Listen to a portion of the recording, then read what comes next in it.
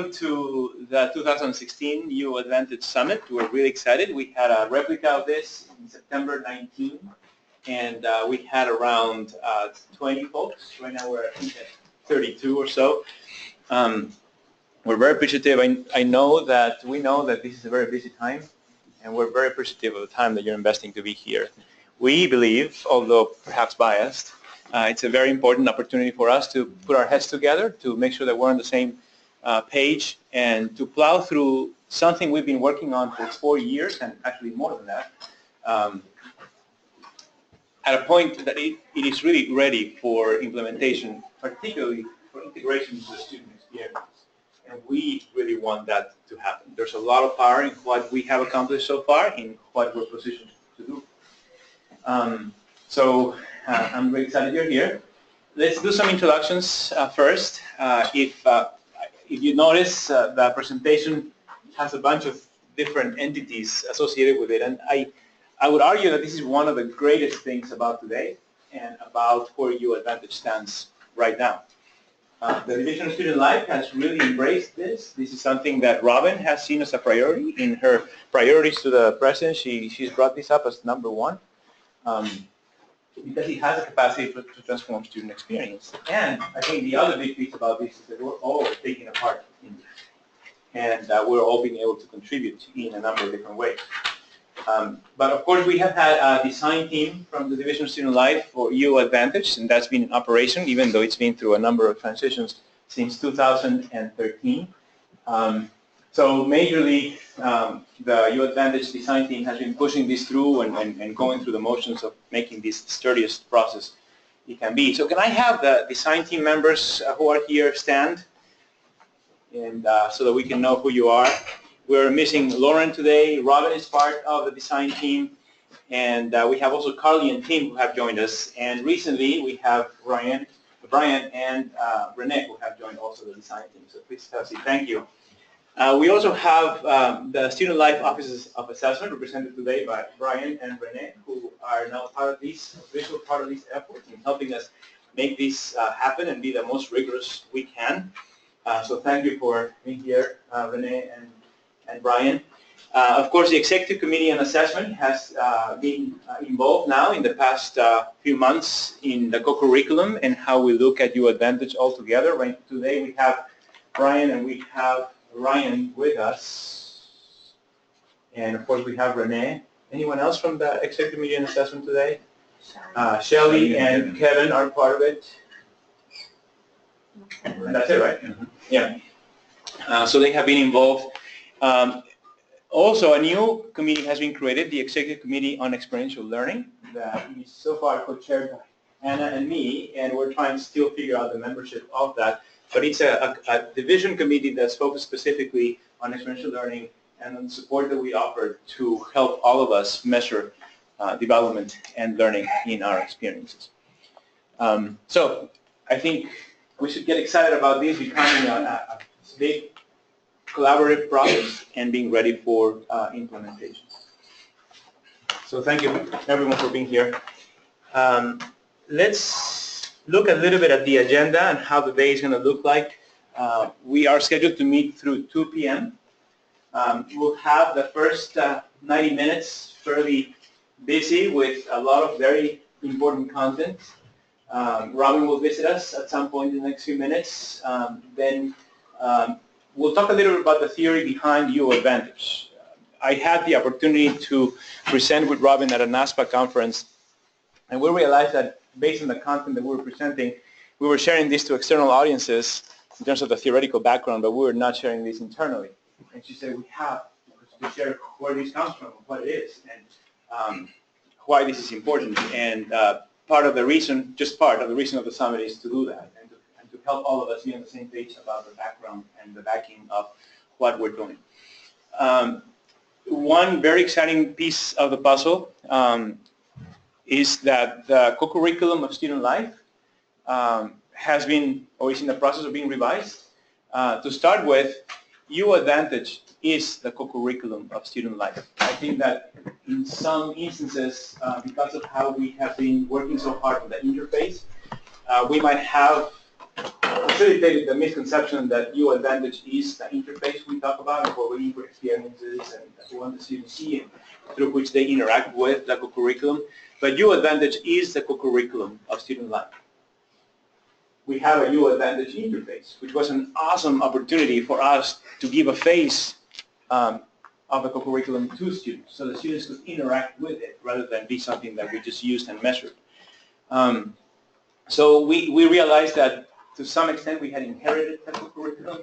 The people who had designed it were not here anymore. Not that it was really powerful, but we wanted to make it make a lot of sense and to own it.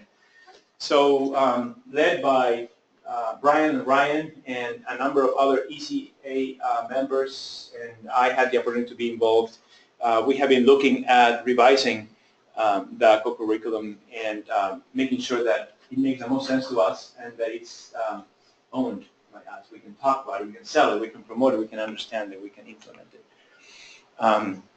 We're also going to talk a little bit about measuring learning, and so Anna and I will spend about 10 minutes talking a little bit about the projections of that.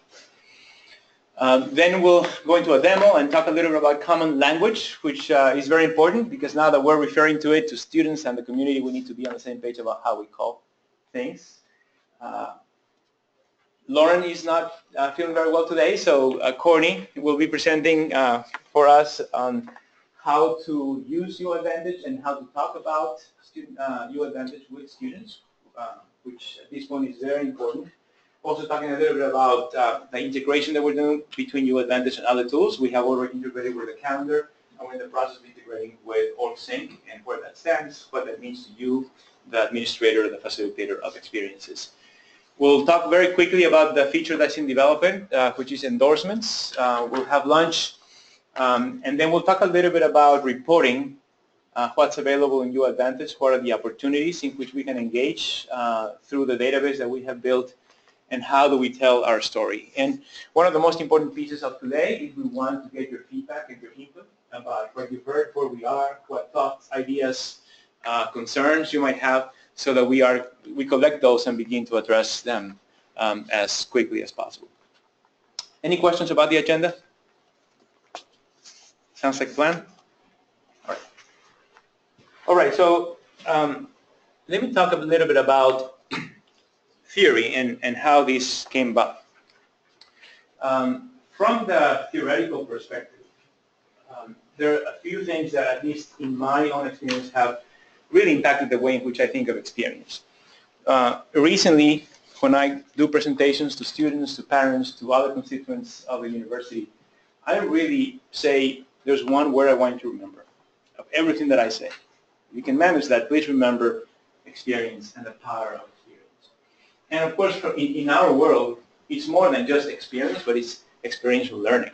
It's facilitating how students grow through experiences. And really that's at the core of what we do.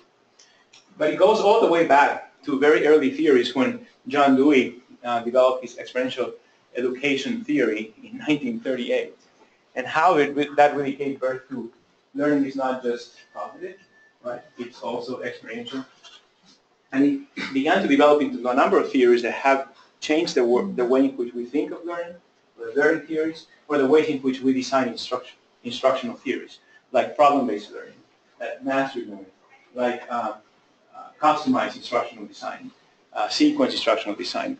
Now, all those things really stem from Dewey's work of us understanding that experience is critical for the learning and the development of students. Years after, David Kolb developed his experiential learning model, and most of us might be acquainted with it and the learning styles and the learning constructs that he presented. But one very key piece to what he contributed was the idea that experiences don't suffice on their own, but that processing of those experiences is critical and makes or breaks the value of those experiences in the learning and development process. Again, some years after, we had Malcolm Knowles, who has written phenomenal work on andragogy or adult learning. And he talked very specifically about experience in a very powerful way that has resonated for me, and I share often. And that is that he argues that we go through experiences when we're younger, children, when we are minors, and just think of it as things that we do or don't, things that we enjoy or not. Oh yeah, that was a lot of fun, and that's usually where it stops. And when we become adults, that experience becomes part of our identity. You ask me who I am, I'm going to talk about what I've done and where I've been. And therefore, how are we helping our students to learn that as they become adults, what they do, how they spend their time, what they do out of the classroom, what they do in the classroom for that matter, will begin to shape their identity and who they are, how they're going to talk about themselves, and what their capacity and opportunity is going to be in the future.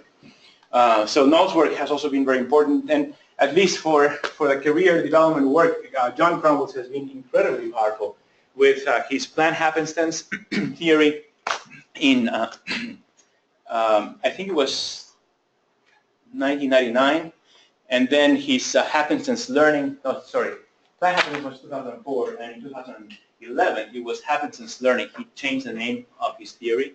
But in other words, he talks about how experience is something that should be designed and should be very purposeful, because it's a way in which people turn their luck into something that's real, right? How do you make your own luck?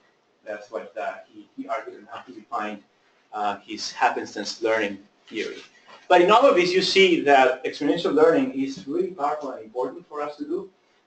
U Advantage is fundamentally based on, as a co-curriculum and as an interface, on the power of experiential learning. We have done such wonderful things for students. The more I learn about what everyone in the division does and the magic that is developed in the experiences that we facilitate, but I often wonder how many times we give it to the student to make something out of it, right? To process it, to keep record of it, to figure out how to endorse it, to share it, to translate it into something that's powerful and meaningful to grad programs or to jobs or at the dinner table when they go back for the holidays.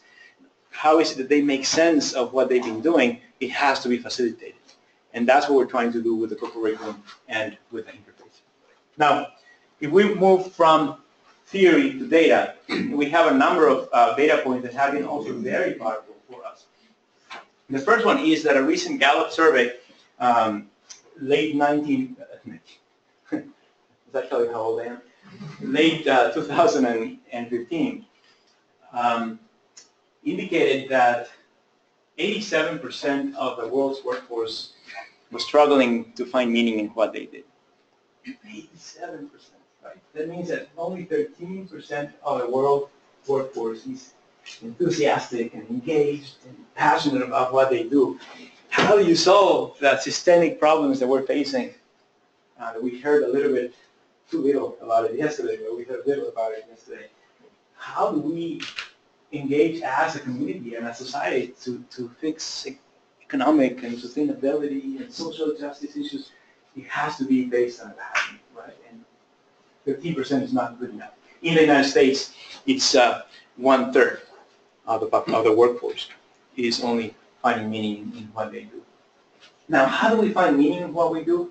We can learn, we can read, how do we find a passion? How do we find what makes us engaged and stimulates us? It's through experience, right? It's when we do something and we realize, this is it. This is really working for me, or this is really making a difference. I really like this. That's when we engage. So we need to figure out how to help our students experience things that can turn into meaning and passion.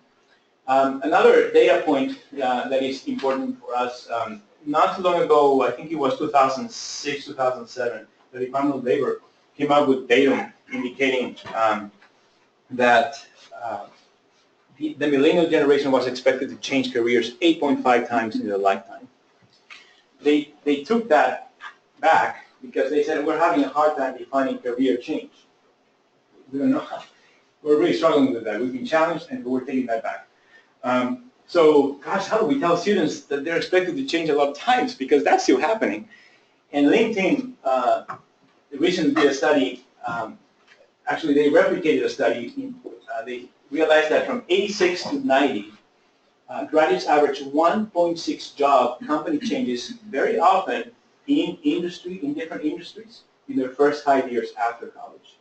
And then they replicated that study 2006, 2010, and they identified that the 1.6 average had increased to 2.85. So if you were to distribute that in let's say 30 years of employment, you're talking about 17 career changes. Now, as we mature, we usually slow down and we start really engaging in what we do when we start to stay there longer, at least some of us. And so that's not likely to be the case, but that's very clear about how students are evolving. And the millennial generation, the Z generation that's now coming in, is really going to go through a lot of change, and will probably do that as part of their lifestyle. How do we help our students make their education at the University of Oregon transferable? It's no longer, I major in this and I do this for the rest of my life, right? On average, they're expected to change careers a number of times. Experience. You have to try what you learn in different environments and figure out how it applies and what strikes your fancy, right? I mean, that's the way to do it. Another very important data is or piece of information is that according to AACU and NACE, the top competencies employers are looking for in college graduates across the country, across industries, are transferable skills. Not specialized knowledge, not a degree, not a GPA. They are looking for transferable skills, and specifically communication, critical thinking, problem solving, and teamwork. So it's important for us to help our students know that they could or could not develop those in the classroom. And remember, it is not only having the skills, it is having the ability to tell a story behind the skills to demonstrate that I have a student who says I have great communication skills but has a bad resume or interviews poorly. That's not going to go very far, right? Instead, they demonstrate the skill, and then they also talk about how they did this communication project, or they were an officer of this communications officer of this student organization, or they were a communications intern, or engaged in communication efforts in one way or another. Now we're talking, right? Because they'll show, and they'll also be able to tell a story, a compelling story about what they've done. And all that happens through experience.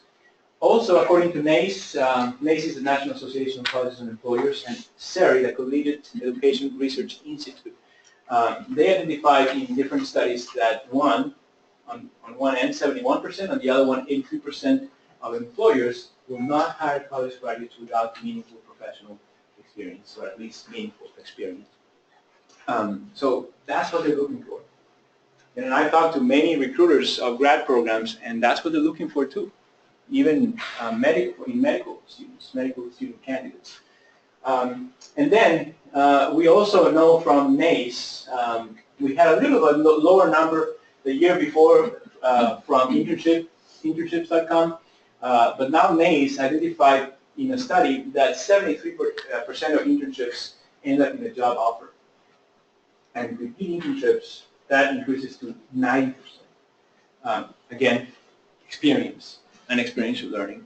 So we have a lot of theory, we have a lot of data that indicate there's very powerful value to what we're trying to do if we focus on experiential learning. The co-curriculum, the co-curriculum student life is about how to help students navigate experience and how to develop in an organized and strategic way. The interface is meant to give them a space where they can actually experience that, organize that, and make sense out of it. Any questions about the theory or the data? Yes? Daniel, the second bullet point. Yeah. Specifically, the increase in job change in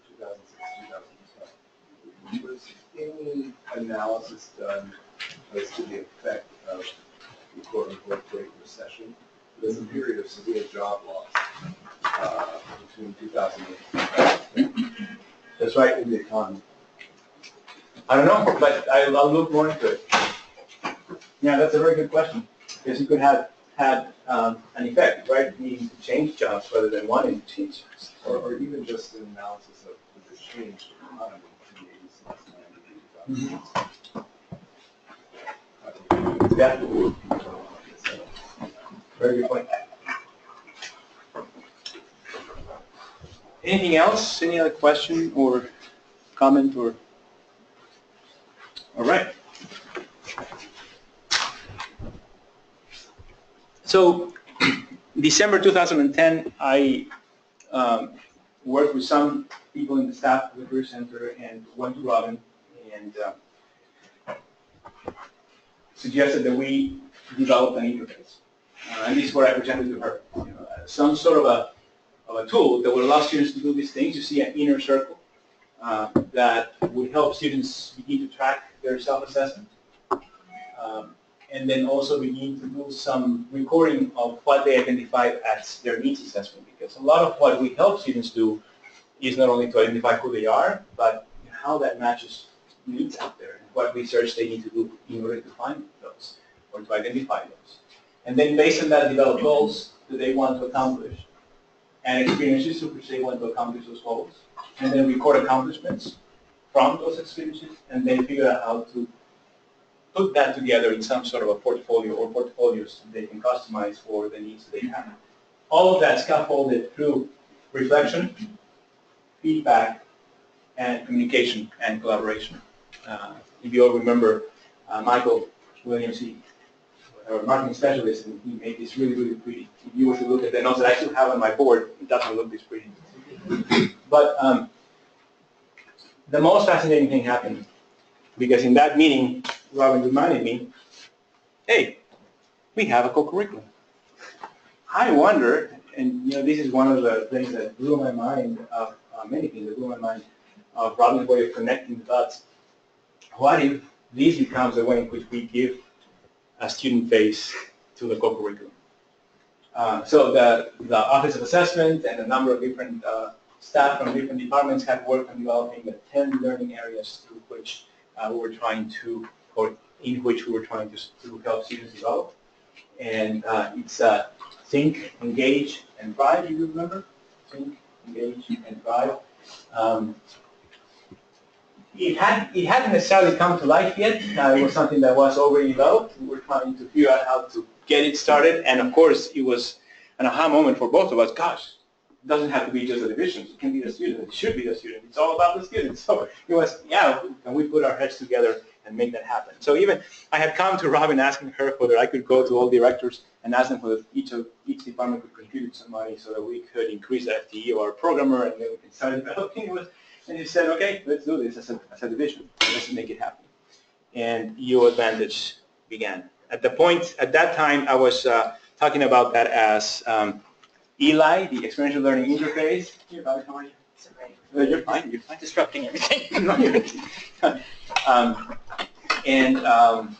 The co-curriculum didn't have a name. So then the co-curriculum became U Advantage, and ELI soon after became the U Advantage Interface. And we have tried to implement a number of principles from this model. One is that moment was a shared vision opportunity. And it became a very powerful way to establish a parallel partner effort partnership, the co-curriculum and this interface opportunity. One very important piece is that we needed to have a leadership team that would help, or the design team that would help us begin to go through the nuts and bolts of it, but simultaneously making sure that we were in communication with the leadership team and the division through a number of different offerings like this summit. But ultimately, that it was the local teams that could design how this looked like, that it was about the experiences that you were already facilitating, that it was about the work that you were already doing, and how to help students grow in the ways in which we were already engaging with students, rather than asking everyone to do something different. And then helping that, if you noticed through the process, we have been gradually more rigorous about how do we define the curriculum. You'll learn more about that. How do we input these experiences? What do we mean by A, B, and C? And how are we concerting our efforts? How do you interpret this area? How do we interpret? We had been losing the beginning purposefully because we really wanted that rapid prototyping to develop locally with a lot of intuitive work. Now we're trying to tighten the bolts and figure out exactly what do we mean, being more consistent, more rigorous as we engage more than anything into the measurement of experiences. Then we want to make sure that we're on the same page and we're talking about the same thing. So a lot of what we're going to do today is that. Talk about the different components of this and make sure that we all are clear on what it is. Ask questions. Let us engage in dialogue. But it's important that at the end of the day, we have a better sense of how Ryan is thinking, versus how Bart is thinking, how I'm thinking, how Robin is thinking, and that we're not saying different things at different points or thinking about how we do this in different ways. So before we get to the co-curriculum, we have the privilege of having our Vice President Robin Holmes with us, who will talk a little about the value of U Advantage. Great. Thank you, Robin. Daniel. This is a good showing. I'm really happy about this. It's more than the. Is there overlap from the first one to the second one, or are you all? No. You didn't do the first one, and you're doing the second one. Oh, that's really good. Great. I just also checking to see because I don't want to say the same thing. You're like, didn't she just say that the last time? I really appreciate you all being here, and as Daniel and the folks who have been working really, really hard on UO Advantage, as he was mentioning, this has been a Herculean effort. It hasn't even really been fair to do this, but that's never stopped us. And so I want to talk kind of at the 40,000-foot level to help ground us in the value of what we're doing, as well as hopefully to inspire you to want to do what we need to do to make sure that this is a success. So we all know that we started this effort because our students were participating in a lot of different experiences, but they couldn't make meaning of those experiences. And it made the most sense for us, those of us who work the most closely with students and who have a very good understanding of student development and what is needed in order for a student to have a well-rounded experience, for us to be more helpful in that process. And that's when we started thinking about, so we're in a university, and universities they're made up of curriculums. What is the curriculum for the out-of-classroom experience? And that by itself was a little bit risky. A lot of people felt that, we shouldn't be talking about curriculum, so of course we just went head first into that as soon as we were told we couldn't do it. That just made it more fun. And we did start to think about, as a division, what the co-curriculum would be for a University of Oregon student, and it's very much grounded in theory. And as Daniel was saying, even though we started off from a theoretical kind of a vantage point, when we got so caught up in trying to create the tool ourselves, note to self, don't ever do that again, that was ridiculous, but we did it.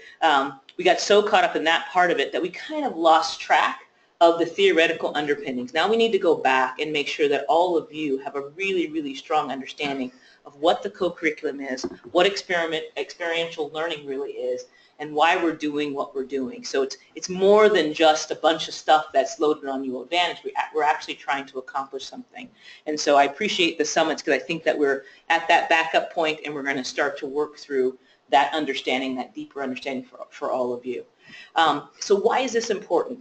I would say, without hesitating, probably over the next 5 years, the most important thing that we could do for the university and to really hook into the university mission is to really, really make sure that we have a solid co-curriculum that is not only accepted but embraced by the rest of the university, and something that, whether a student goes into academic advising and they're talking about X, Y, and Z, and that academic advisor pops up their UO Advantage and says, let's look to see how you were engaged. What kind of things have you been working on?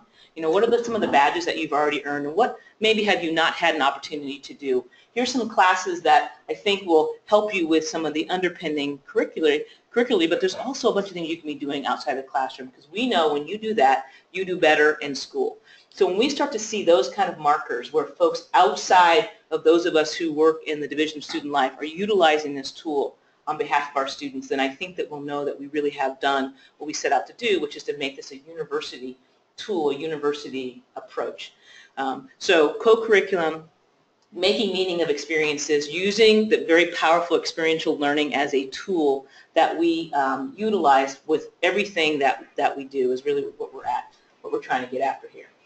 So how does that work? Well, again, with apologies to the sausage making that's been going on, it is time to open this up for others to know what actually is going on, and for all of us to participate in making sure that we have a plethora of measured experiences and a plethora of participation experiences, because both of them are equally important for different reasons. So if I'm a student and I heard during orientation, which we were able to get orientation interested in this tool because they can see the utility of it, and I'm a student and I pop open my UO Advantage and there's kind of nothing there, it's only a matter of time before those students are going to go on to something else. And so we actually want to habituate them to be thinking about using this tool right from the beginning, thinking about what their exit game is going to be to get out of the university right from the beginning. Secondly, we know that the university's goals are very much around increasing retention and graduation rates. The president has been very, very clear that he wants a significant increase in our retention and graduation rates over the next 5 years. And we know that many of the things that we do could have a direct impact on those numbers. And that sounds really great, but the first thing anyone's going to say at a university is prove it. So think about all the things that you're doing right now, you know, whether it's the ARCs, whether it's that we have students utilize the counseling center and we know we get them back into class as a result of helping them with their anxiety or other issues that might be interfering with them, whether it's a great outdoor experience that they had through the outdoor program or the Holden Center or whatever else, we seem to think very strongly that it's a good thing that they're doing that. And that's swell. But what can we prove? What can we show so that we can help the university in reaching those goals, which is the most important thing, but that also, as they're reaching those goals, they're attributing the reason that students are gaining the skills and competencies and knowledge that they are gaining is because of the things that they're doing that all of you program and give services about. And so that is what is in it for you. This is a platform that is going to showcase that when they go into the duck's nest and they do X, Y, and Z, whether it's a leadership position or it's a program that Adrienne's put on, she's going to be able to, at the end of her year, on her impact report, be able to show how students learned or developed certain competencies that's going to help them not only graduate and be retained, but also have some type of a career opportunity in the end. So there's something in it for all of you. There's definitely something in it for our various divisions, and there's definitely something in it for the university. But that doesn't happen without us valuing the importance of really digging into this and thinking as we create a new program or service, how does this interface with UO Advantage? What are my measured experiences? What are my learning outcomes right from the beginning? Pushing on research and assessment to say, help us. We need a rubric. Is there something out there that you can give to me so that I can adapt it in certain ways? Am I on the right track when I go in this particular direction? I don't want to think I'm measuring something and then 8 weeks later figure out that I was not measuring when I was measuring. So utilizing our research and assessment efforts and talking about it to our students in a way that is understandable and persuasive. So it's not just a tool, but it's actually something that's leading to their student success. So those are some of the things that I hope that you are all thinking of. If I have my way, I'm going to steal this and take it to the University of California so that they can, actually I've signed a disclosure so I can't do that. So it doesn't fit bears. it doesn't. Only ducks. Only for ducks. But, you know, at some point, this is just the way, the generosity in which the people who have designed this have designed it. They do want other universities to make use of this because we're all higher education professionals and we want other students to benefit from this. And so there will be a way of actually marketing and allowing other schools to use it. But we have to use it first. And so this is your big push to be thinking about how you're doing that, how you're going to inspire your staff to do that, how can we make it as easy as possible. But it really starts with your baseline knowledge of why we're doing it, what it's going to do, and how it'll be effective for our students' overall student success. So I'm excited about being at this place. It's been a long time coming. I want to thank Daniel and everyone who's been involved in the process. And so keep it going. I will be checking. I will be checking. I don't know how yet, but I will be checking. All right. Thanks a lot. Thank you, Robin. You bet. Thanks. Is that why they came to install some cameras in my office? That's right. Actually, back here.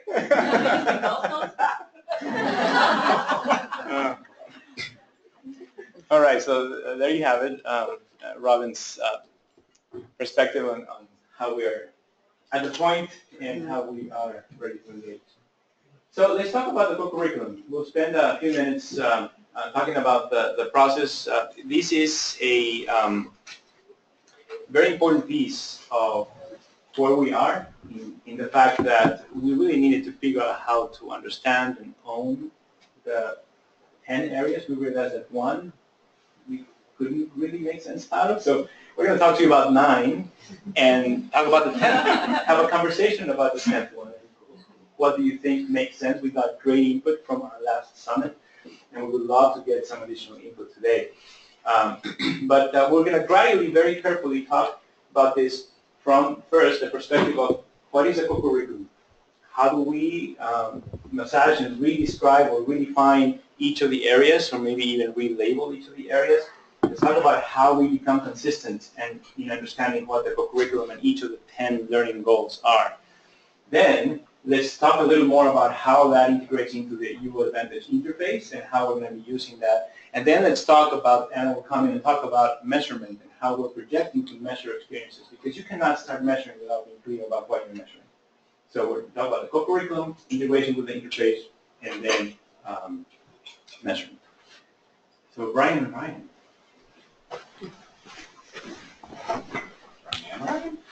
Brian. All right.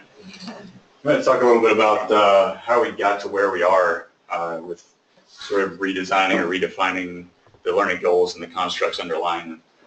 About 7 months ago, Ryan and I set out on a process of rubrification, which is a noun referring to the process of rubrification or the state of being rubrified. To rubrify is a verb that I totally made up to represent the systematic sort of creation or generation of a set of guidelines or criteria to document or measure behavioral outputs. That's what it is, right? It's creating a rubric. It's in other words, creating a rubric to measure stuff. And practically what we were doing was trying to fill a need. We saw a potential barrier insofar as measurement of the things we wanted to measure, these things that were in the system already that people have been putting and categorizing their experiences according to all of these categories, right? We wanted to attach some measurements to them that largely didn't exist. Backing up a little bit in time, Daniel actually sent out the AAC and U's value rubrics to the Student Life Leadership team at the beginning of the academic year with the same intention in mind, that to provide these resources in the absence of the measurement tools to fit the things we wanted to measure. Brian and I, however, discovered that the value rubrics didn't straightforwardly map on to the things we wanted to measure, the U Advantage sorts of learning goals. So we thought there might be a big barrier in people's ways. It would be a whole process of figuring out, okay, so which value rubrics can we pick and choose? How do we need to revise and adapt each one? Where do we fill the gaps? What do we fill the gaps with? And that could be a problem. So we decided, well, yeah. What's a value rubric? It's this thing that the AAC and U is calling, they're referring to a bunch of stuff that we would like to see develop in students and that we would like to think that our programming and services influences them on. So like the transferable skills, for example, problem solving, critical thinking, et cetera, et cetera.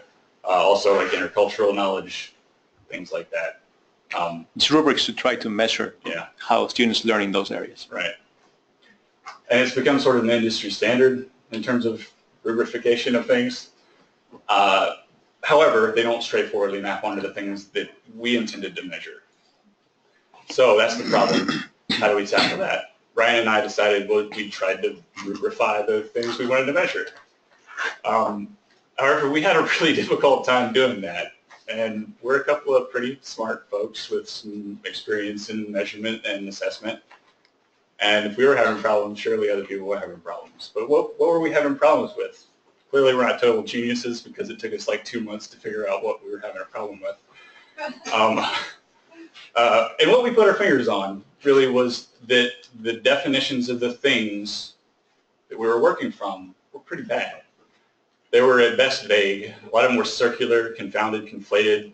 They were just not really great for trying to derive measurement and meaningful measurement out of. So, yep.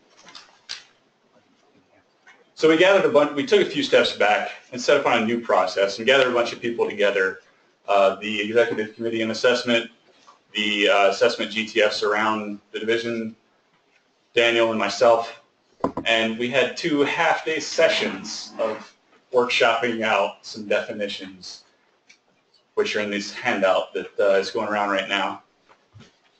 And we revised the heck out of them. And we're going to talk to you about those revisions and solicit feedback. So I want to reiterate what Daniel already mentioned. We need your help. We need your feedback. We want it because these are meant to reflect the things that you do. If they don't do that, then they need to change.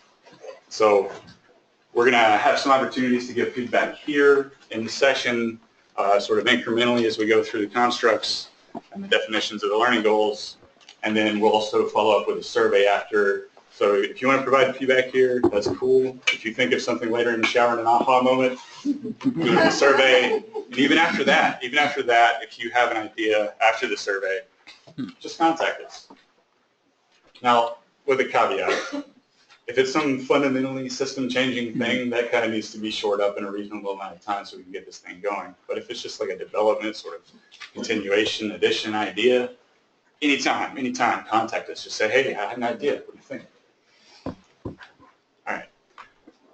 So starting with a set of 3 of the constructs that are all sort of related to thinking and reasoning, generally speaking. I'm going to kind of go through the original definitions and point out some issues with them first. So on the first page of the original definitions as they appear in UO Advantage system, these are the definitions we were working from. They're a little problematic.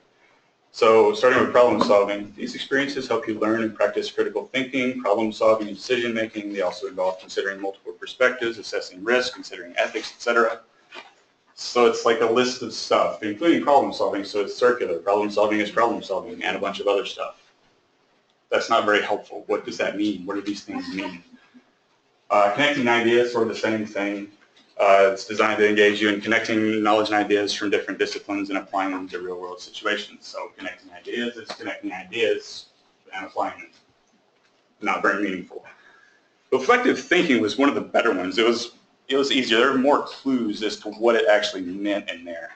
So these experiences help you learn and practice thinking about your experiences, making meaning of them, integrating them into who you are and what you want to do in the future. A lot of clues in there about what that means in comparison to the other 2 sort of thinking and reasoning constructs. All right, let's go into how we revise things. So there's a particular structure to these things. On page 2, starting with problem solving, so these things start with a broad learning goal. It's applicable across the division. It's very general. The 2 main components are about what we do, just generally speaking across the division, and some sort of skill or ability that we'd like to see develop in students and that we think our programs and services affect. And then, well, let's just go through the learning goal, and I'll go along the structure along the way. So learning goal for problem solving.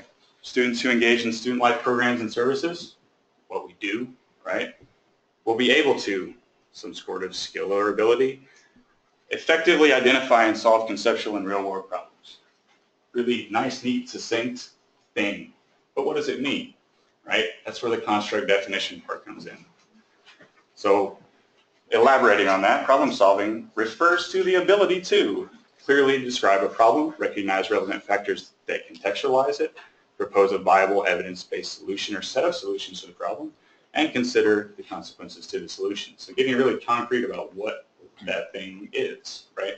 Where are you seeing this? That part? Page 2. Oh, Page 2. Sorry. I thought I said that. Maybe I didn't. okay. All right. After that is a bunch of kind of like delimiting sort of factors, because problem solving could entail a whole bunch of stuff. It might be relevant, might not. If it is, you might want to measure it. So things like the problem may be ethically or morally related, maybe more or less complex.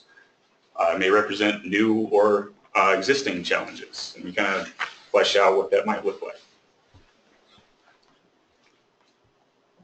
So that is the start of the structure. So broad learning goal, applicable across the division, defining what that thing is that we're trying to measure, and then after that, we want to eventually get to the point of having unit or program level outcomes. So what people are wanting to measure in particular in their particular experiences that they're posting and offering on UO Advantage, right? And then we'll figure out ways to actually measure those outcomes. It's a big process. We want to get to finally actually tuning up the meaning of the measurements that we're trying to collect. And we'll be there every step of the way helping you achieve that. Let's move on to connecting ideas. So I think that's on the next page, maybe kind of looking at it. Yes, page 3. All right, thanks. So starting with the learning goal, students who engage in student life programs and services, again, what we do, will be able to, so we're trying to measure some ability, connect knowledge and ideas from different disciplines and apply them to real world situations. So it looks a lot like what it kind of looked like already, right? It's still a broad sort of vague goal, but what does that mean? What does that mean? Connecting ideas refers to the ability to combine or synthesize existing ideas, images, or expertise, especially ones that are competing or contradictory. Across courses, over time, between campus life and community life, etc., in original ways that generate new knowledge, meaning, or products, and or transfer or adapt prior learning to new or complex situations within and beyond campus. It's just a bunch of stuff, right? We're throwing a bunch of kind of concrete things at what was a vague thing with two purposes in mind. One is to spark ideas. It's to like readily and easily kind of be like, okay, I can see how that might relate to what I do. I think I might want to measure that. And at the same time, draw boundaries around what it is we're trying to measure. So we want to make it easy, we want to facilitate the process, spark ideas, and we want to actually measure something. Let's go on to reflective thinking. So students who engage in student life services or programs and services will be able to think about how their personal attributes and their experiences interact in ways that help them make meaning of experiences. So tying into what Daniel and Robin have already been kind of pounding on, making meaning, right? This is really important to what we're doing. And this is the central construct of that, making meaning out of what these experiences are and how they align behaviors with values and influence how people see themselves. So what does that mean, right? So we say reflective thinking refers to the ability to introspectively think about the ways one's self-image, identities, for example, gender, political ideology, race, sexuality, social class, etc., personality characteristics, values, beliefs, habits, a big list of stuff, chunks of stuff that you can be like, okay, I can tap into that here, or here, or here, here, and here. And a crucial part of that is we want to see how those, we want to measure how people think those affect and are affected by one's experiences, especially in new contexts, and in ways that help derive meaning from experiences, align behaviors with values, update one's self-image, identities, etc., and pursue additional self-development opportunities, the interactive part. Okay, let's open it up for some intermittent feedback. If you'd like to share your thoughts here, and then I'll turn it over to my colleagues for another set of constructs. So do these specific departments within a division decide which programs and services fit within each of these constructs based on what they upload to the system? Yes. Okay. Currently, it's kind of a free-for-all because we don't know what they mean exactly. We're just kind of guessing, and part of this effort is to tighten that up and then have better criteria for people to still select. They're still going to select the things, right? But in terms of the measured experiences, we want to be able to work with you all to develop those outcomes explicitly and the measurements thereof explicitly so that we're all on the same page, right? Yeah, the whole system and the process have been designed to be descriptive rather than prescriptive. So that we're enriching the descriptions of it to help you make better choices, but still we want you to make that choice of how it aligns. Because you know best what you do. Hold on, you were first. So as we're taking up, are we putting, I have two questions. One, are we putting limits, as right now I think you can select up to 3, are we going to change any of that, or limits around how many descriptors you can use to apply to any one experience? In terms of participation, I think that the limit will stay the same. It's no We're actually change thinking that. of opening it up to as many as you want. Yeah, That makes a lot of but sense. in terms of measurement, again, us assessment and research folks will be working with you all to develop exactly what you're measuring, and it'll be defined that way and not through like just selection. Can I ask a follow-up? Yeah, sure. How will this impact data that's already currently in Go Advantage? It won't. Okay. I'm just wondering if we're tightening up or changing anything, will we need to go back and? A lot of the data currently is participation, right? Right. So won't be affected at all, really. It might be slightly affected in terms of the categories because we're not sure about that 10th and whether we want it Right. around, whether we want to change it. Right. That might change, but otherwise not really. But it would aggregate rather than. Yeah.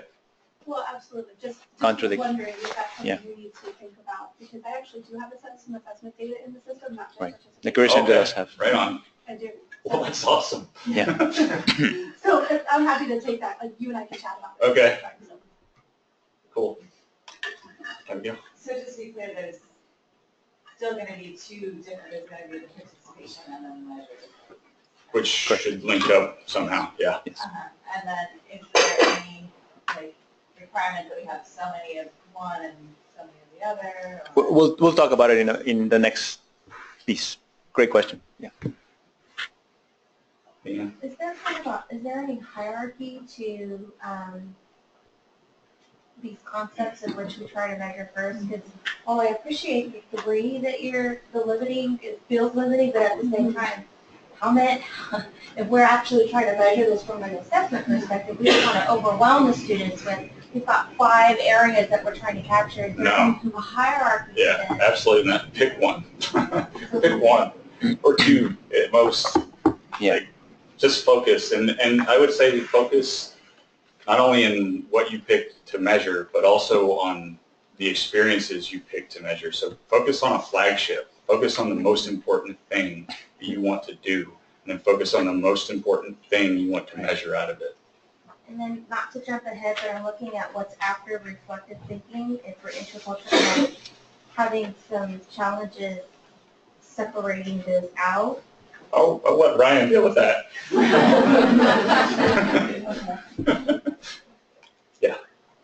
So let's see, when it comes to the co-curricular constructs, you mentioned creating specific outcomes for certain departments. And I was just kind of curious whether that include reframing the learning goals or just sticking with general outcomes. Does that make sense?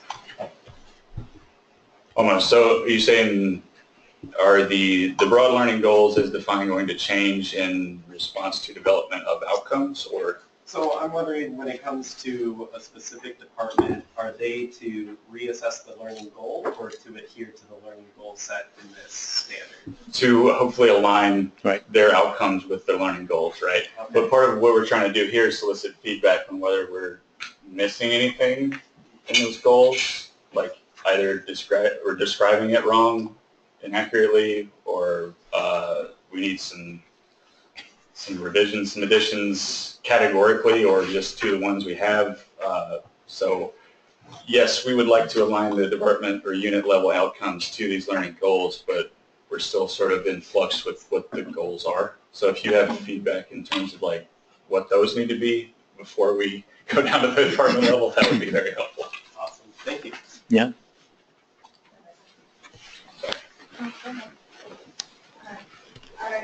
Are there already set rubrics or things that you can plug in into our assessment? Nothing systematic. Various people have rubrics floating around willy-nilly.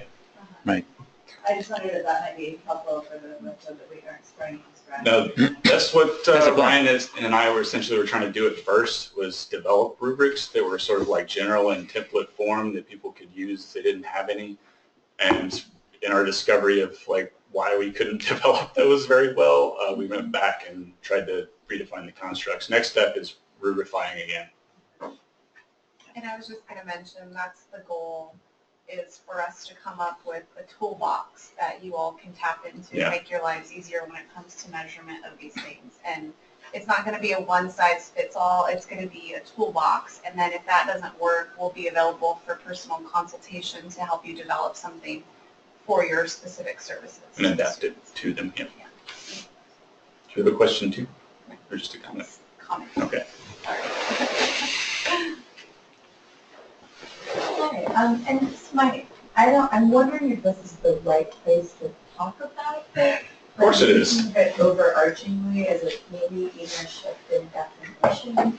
And I'm thinking of overarchingly how to get student buy-in and also if the definition is engaging in student-led programs and services, and they may or may not know what is divisionally under us in terms of programs and services. Yeah, that one's more for us than the outwardly facing student. Okay. And yeah, it's for us to be like, this is our stuff that we do, right?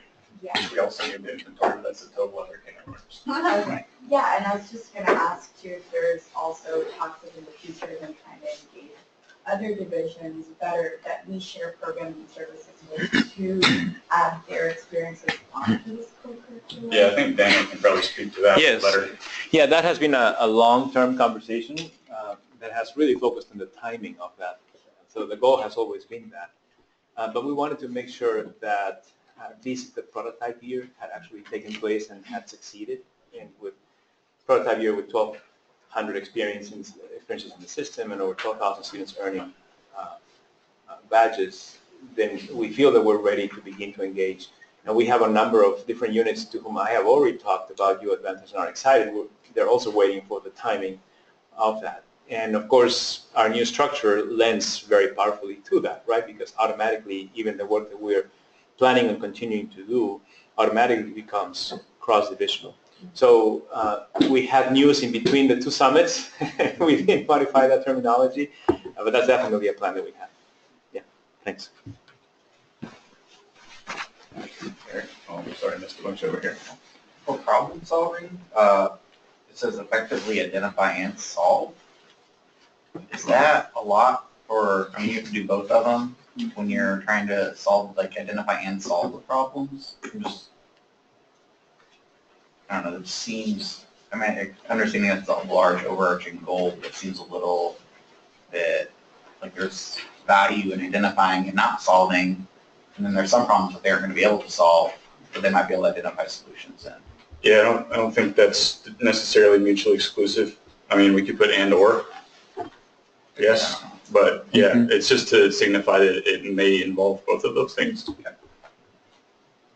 Yeah, that's a good point. I think that Eric and someone over there also touched on the point that we discussed in the last summit as well, kind of like this idea of like, is there a continuum? Are we trying to move students along something, or is there like a start and an end? And I know Renee, you answered this really well, saying that people's goals are not the outcomes, right? Yeah. And I wonder if maybe you could talk about that a little bit, because that helps me bring. Yeah, so as I mentioned last time, I think oftentimes we look at this and we say, like, this is what we want students to walk away with, but that's not the way it's framed. This is just the kind of, as Robin mentioned, this is the 40,000 foot. This is the broad view, and it's up to your specific program and services to identify the exact outcome. And I think oftentimes we get caught up in that language, and so you all have the autonomy to create your outcomes based on your already established services to measure those specific things. So we're not asking you to retrofit what you're doing. We're asking you to just align at the 40,000 foot, and then based on what you're already doing day to day, we're just going to help come up with more systematic tools to help you measure those experiences. And so that way it's a little bit easier. So, address it? Okay. There are a couple of questions over here too. And we might need to move ahead. Okay, all right. Quick one. Yep. What is the deciding of success with the prototype year? Is it functionality of the system, or is it like any ties to retention, especially for this first year? We're still correlating data, so we don't know that. What we had presented originally as the success of the prototype year was activity, right? For that to be populated and for students to be earning badges. So we wanted to make sure that the system was functional, and then based on that, jump into inviting other divisions as well as engaging in preparing for measurement. One more with Philippe. Yeah, I just wanted to add a comment about how departmental level programs will fit into this. So The idea is that the goals that we're creating are broad enough so that at least one thing that you measure within each of your flagship programs will naturally align with one another and won't be too much of a stretch to get them to fit. So part of the feedback that we want is if you have a flagship program that you're interested in measuring and you already can see a way that it won't fit into the goals that we have, please let us know. Because the idea is it shouldn't be too much of a stretch for them to fit right in. Excellent. Thank you, Philippe. Hi, my name is Ryan Satterwhite. I'm Service Director of the Holden Center for Leadership and Community Engagement. My pronouns are he, him, and his. I'm going to be tackling kind of the next cluster of these constructs, which, going back to the original organization of them, is really about engagement. So diving into intercultural sensitivity and communication, this is where we encounter one of our first major changes to how the constructs were originally conceived and grouped. This was originally intercultural and interpersonal skills, if I'm remembering correctly.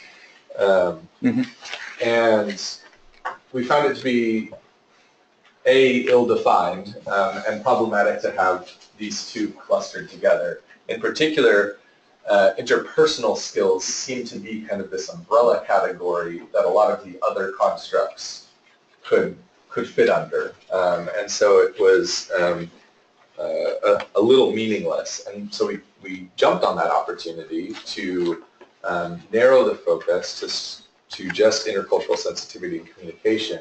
And one of the opportunities that allowed us to do is to bring this more in line with the direction of the divisional work around MCOD and the individual capacity building piece from Milton Bennett as well. And so you can find the learning goal there. Students who engage in student life programs and services will see the complexity in self and others, develop an awareness of their own cultural lens and the potentially different lenses of others, and adapt thinking and behavior in ways that facilitate inclusive and equitable communication and relationship development. This was a bigger change and probably one of the areas that we're really hoping for some critical feedback on, given that it's not just further definition of kind of an existing construct. So before I actually move on to the others, I'm interested in any initial reactions to this one. Did you have an earlier comment that you wanted to jump in on? It just seems overlapping with some of the reflective thinking, so to separate that out, I'm trying to think of how I would operationalize that. I can see that this is more deliberate and specific, but I can see where I would might make a choice in prioritizing if an experience fits one or the other. Yeah. And that's where, there's a difference between indicating outcomes for a particular experience, which will likely encompass many of these, versus actual measurements and the choice of prioritization as to which ones you're going to be taking an active stance in measuring. I'm really excited about, in 3 years' time or something, to be able to look through the data once this is fully up and running and see where those clusterings kind of naturally happen. I think that's going to be really fascinating, and reflective thinking and intercultural sensitivity and communication, I'm anticipating is going to be one of those. You also asked earlier about, is there a kind of a hierarchy amongst these? And that was a part of the conversation. We talked about that in this revising effort, and reflective thinking was a kind of a candidate for maybe an early step to be taking with students before they're effectively able to do some of this other work.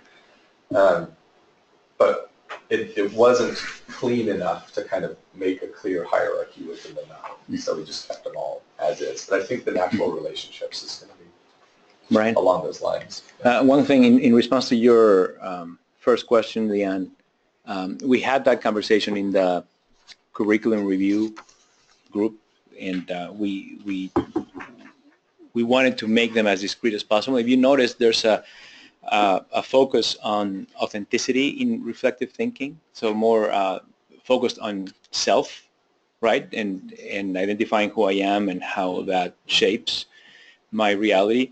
And intercultural sensitivity and communication is about how we engage with others and how we're reflecting and seeing who we are, who they are, the differences, and beginning to engage in a respectful and inclusive way.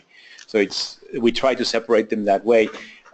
There's quite obviously overlap because you have the self-assessment piece that will pertain to both, but then the application seems to go into different directions. Yeah.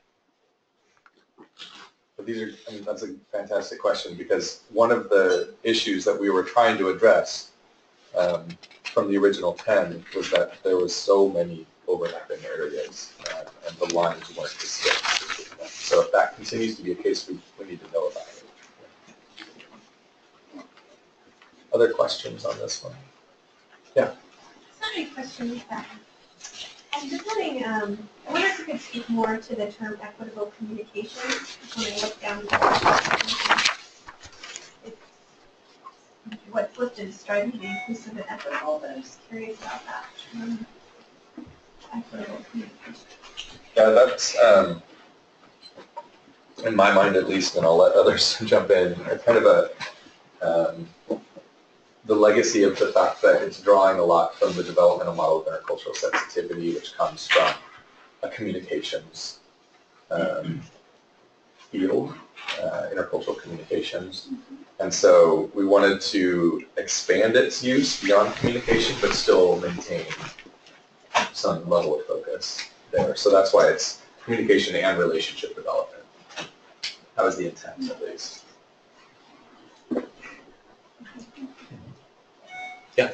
For like I think just kind of looking over, to me, communication kind of just seems like it's randomly thrown in there a little bit, and almost just focusing on intercultural sensitivity or awareness, and communication being one of the aspects in there. Because it's up in the title, but it doesn't really seem to have a really core focus of some of the concept definitions and the learning goals. Okay. Good feedback.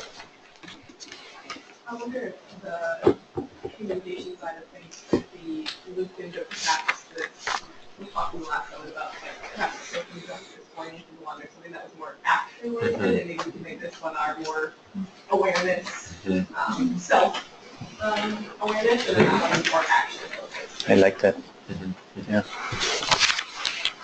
I'm always a little wary of the term sensitivity when it comes to cultural, because I feel like it's something that can just kind of have like a PC stamp to it, as opposed to more of a reflexivity or mindfulness. Sensitivity seems to be something that I see people kind of put in quotes these days, almost mocking sort of. Yeah. But something like intercultural, capacity building, or how does that sit? Knowledge. Yeah, I Trying to think make it it's more that mindfulness, awareness. yeah. Awareness. Awareness feels like you're actually digesting it as opposed to just being sensitive to it. I think you're more active and engaged when you're being aware as opposed to just noticing. Okay. And if you use the stats too, like assessment, try to come up with questions that measure that. I think something like awareness could be something. And it's a term I hear students using. Awareness, it's simple, but it works. Okay. That's good. That's good feedback. Thanks. Yeah. I wonder with awareness, or if also if we can use that as a process, if it could be growth. And the reason why I say that is because I've sometimes had conversations around even the ideas of saying cultural competence or awareness, where it almost feels like a goal, whereas this is generally going to be a growth process for our entire lifespan, So I think I love the term awareness, and also seeing that in some ways being then seen as, I'm now aware, and trying to move away from that and make it more process. I look for that. Excellent. Great, thanks. I also think that the concept definition seems to defer to those with the most power and privilege as a baseline. So like being aware of differences between one another, those who come in with less power or less dominant identities, already aware. from the very moment they come in. And so I'm wondering who this definition is referring to and why we chose that specific population for intercultural awareness and growth. Well, it almost seems like the being aware would fall under the sensitivity category, whereas something that would fall under growth might be more of reflecting on or engaging in ways of difference. Okay. Great, thank you. This is really helpful. And we will go back to the drawing board a little bit. But in general, I'm excited about the direction of focusing in on intercultural capacity and awareness and growth, as opposed to kind of how it was previously defined in two different areas. I'm going to move on to leadership and civic engagement.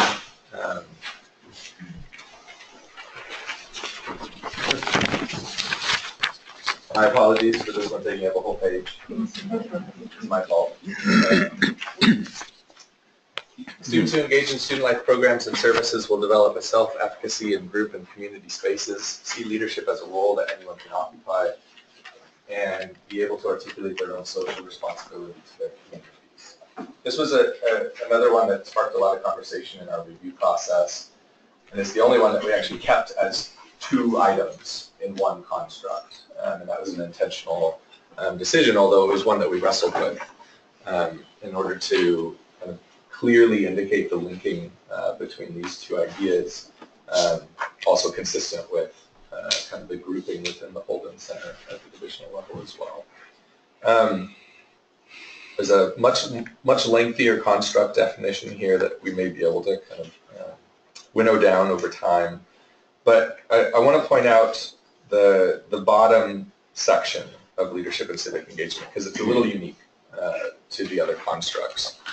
And we were really concerned about these two areas, leadership and civic engagement, being they're almost kind of automatic indicators that we want to apply to everything. And if they're applied to everything, then they become a little meaningless, is the concern.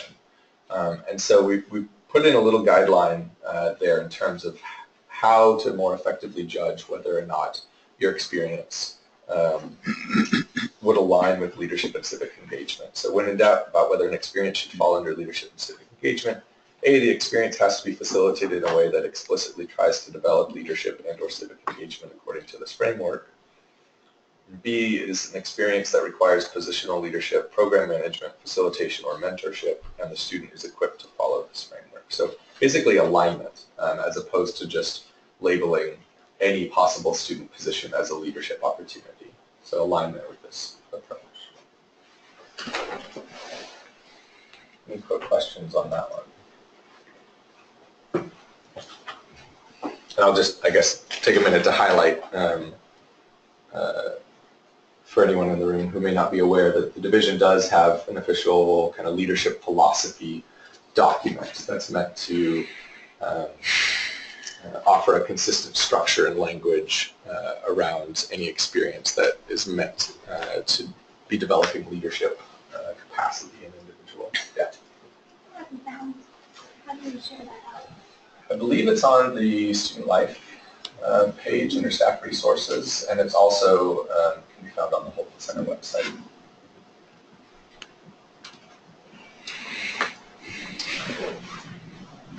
All right, social engagement. I think we entered into the review process anticipating that this would be one of the most challenging ones to review and specifically to assess. How do you effectively measure social engagement? In particular, the original definition, these experiences involve social interactions where you can meet and connect with other students on campus. That's an accurate definition, but it doesn't give us a lot of grip, a lot of things to attach a measurement to. So why is that important? What are the outcomes of social engagement? And so we reworked this one a little bit to give us some of that texture to hold on to with a focus on belonging. And there are measures that can be employed to effectively measure a student's sense of social or academic belonging as a result of participation in social engagement. So that's the major change there.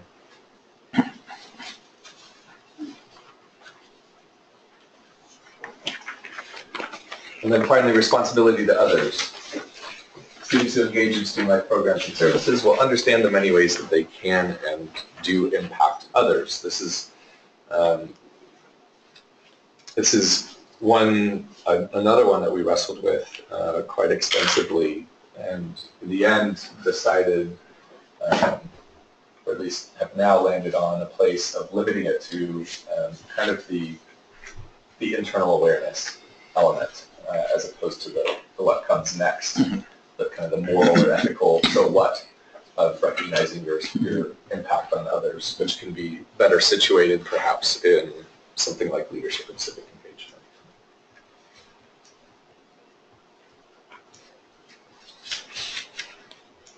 Any questions on the four that I've covered for engagement?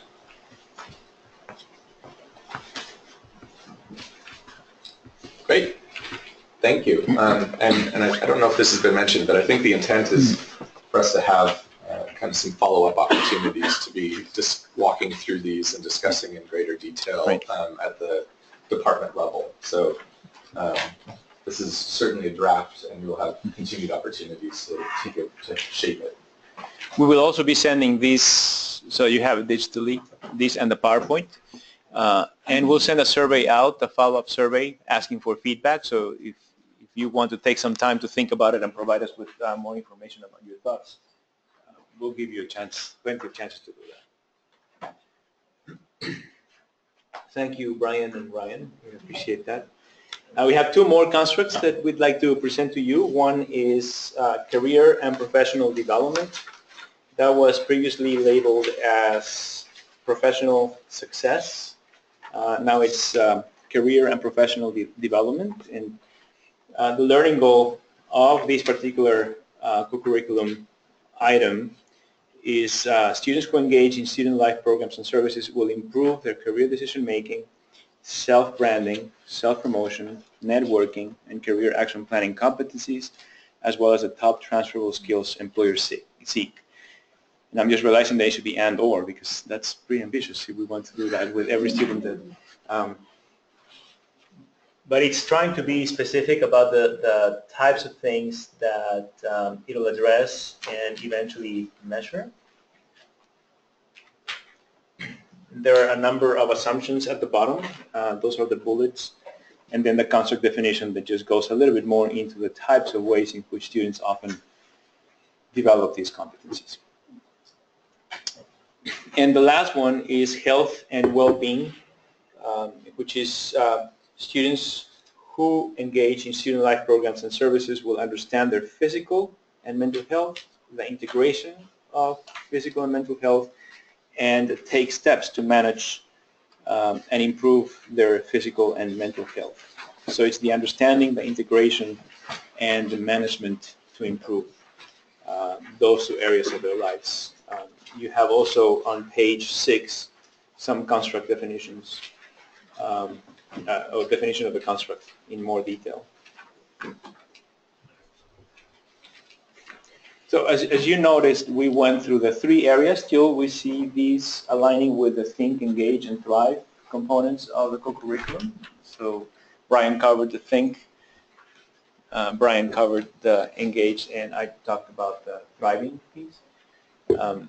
Now we, as you noticed, we struggled a little bit with the 10th one. And we'd like to engage a little bit in conversation about that. But before we get to these, any comment, question, or thought about career and professional development or health and well-being? Yeah, I really enjoyed the kind of individual level that the health and well-being one is addressing, but I feel like it's only touching on the proximal influences of health, so kind of the personal responsibility piece.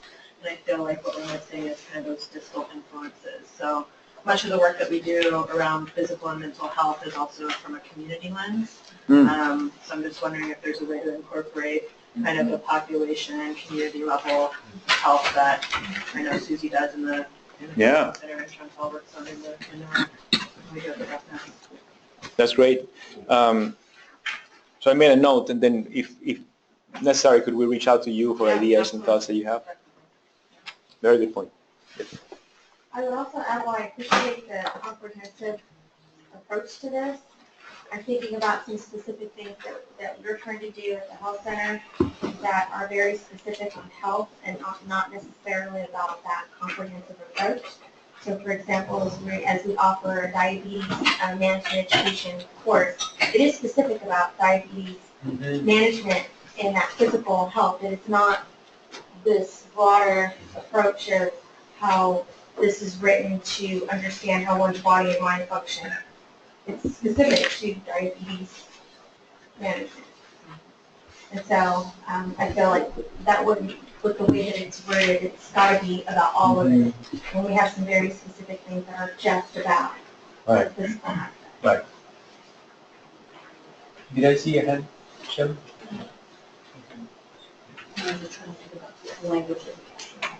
Yes. Just going over the 9, I'm kind of seeing kind of a theme, and I'm wondering if that was intentional or not, and I really liked it. So it seems like... Oh, it was very intentional. The most intentional ever. We started from there. So I feel as if all the clusters kind of build on each other, whereas, for example, with the first cluster, Think 1, Think 2, and Think 3, the problem solving is almost, again, been given in terms of process, the beginning of student learning, and then being able to connect, having problem solve various experiences together being like the second step of development, and the third being able to reflect back on all of those pieces. And I kind of see that theme throughout in all of the ways that these definitions are. So is it then a way to maybe have personal development be kind of a cohesive outlook over the other goals as a definition, if that makes sense? As a student's personal development is really being able to connect all of these other contract definitions together to cohesively talk about their student experience. Well, thank you for transitioning to that. Yeah. Which is what we want to do, so thank you for that. So let's engage in that conversation, because believe me, that was definitely one of the options that we thought about.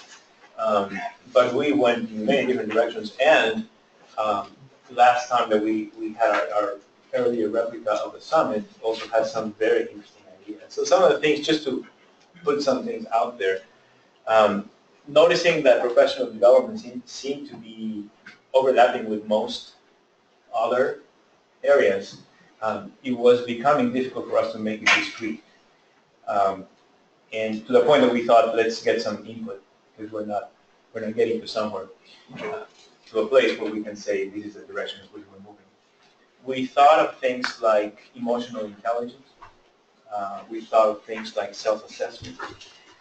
We thought of things, something that came up last time, which Courtney mentioned, was some folks brought up the idea of perhaps having a whole construct on social justice, which was really appealing. But we really want to get your thoughts. I mean, of course, the other way to think about it is, should we have a co-curriculum item that puts everything together? But then how do we navigate that in terms of description? I think it's already something new for students. Can we make it really simple to say there are 10 areas in which we want you to develop, rather than there are 9, and there's this one that we also want to. But what are your thoughts? What are your ideas? We have had some activity in personal development. It hasn't been big. There has been no measurement yet in personal development. So we're not dealing with figuring out how to relate those data, but we really want to figure out in what direction to go. Well, I was just jotting some notes around personal development. It seems most related to what we do at the Counseling Center. I'm still trying to figure out how our activities relate to UO Advantage, because what we do mostly is confidential. But I think other divisions or other units in student life also work on personal development. And some words that came to mind are confidence, self-awareness, identity, interpersonal skills, and then you mentioned emotional intelligence. And I think some of these are maybe captured or overlap with some of the other categories, but I think some of these don't overlap and I think fit nicely together. Yeah. So let me address two things. The first one is, I would really encourage you to think of what we're talking about as the co-curriculum student life. So even before you even think about the interface and the experiences and how to input those, right now, what I think our goal is to figure out how to help us align the work that we're doing, in particular very concrete learning goals, and distribute them in a strategic way. And of course, to help students identify the areas in which they're growing through the experiences that we're facilitating. Then comes the challenge of figuring out, well, if you are managing confidential experiences, then how do we, or even do we, integrate them into the interface? And are there ways to make that completely confidential or not, or students don't even want to see that there, giving them a choice, opting out? So we can talk about all those logistics.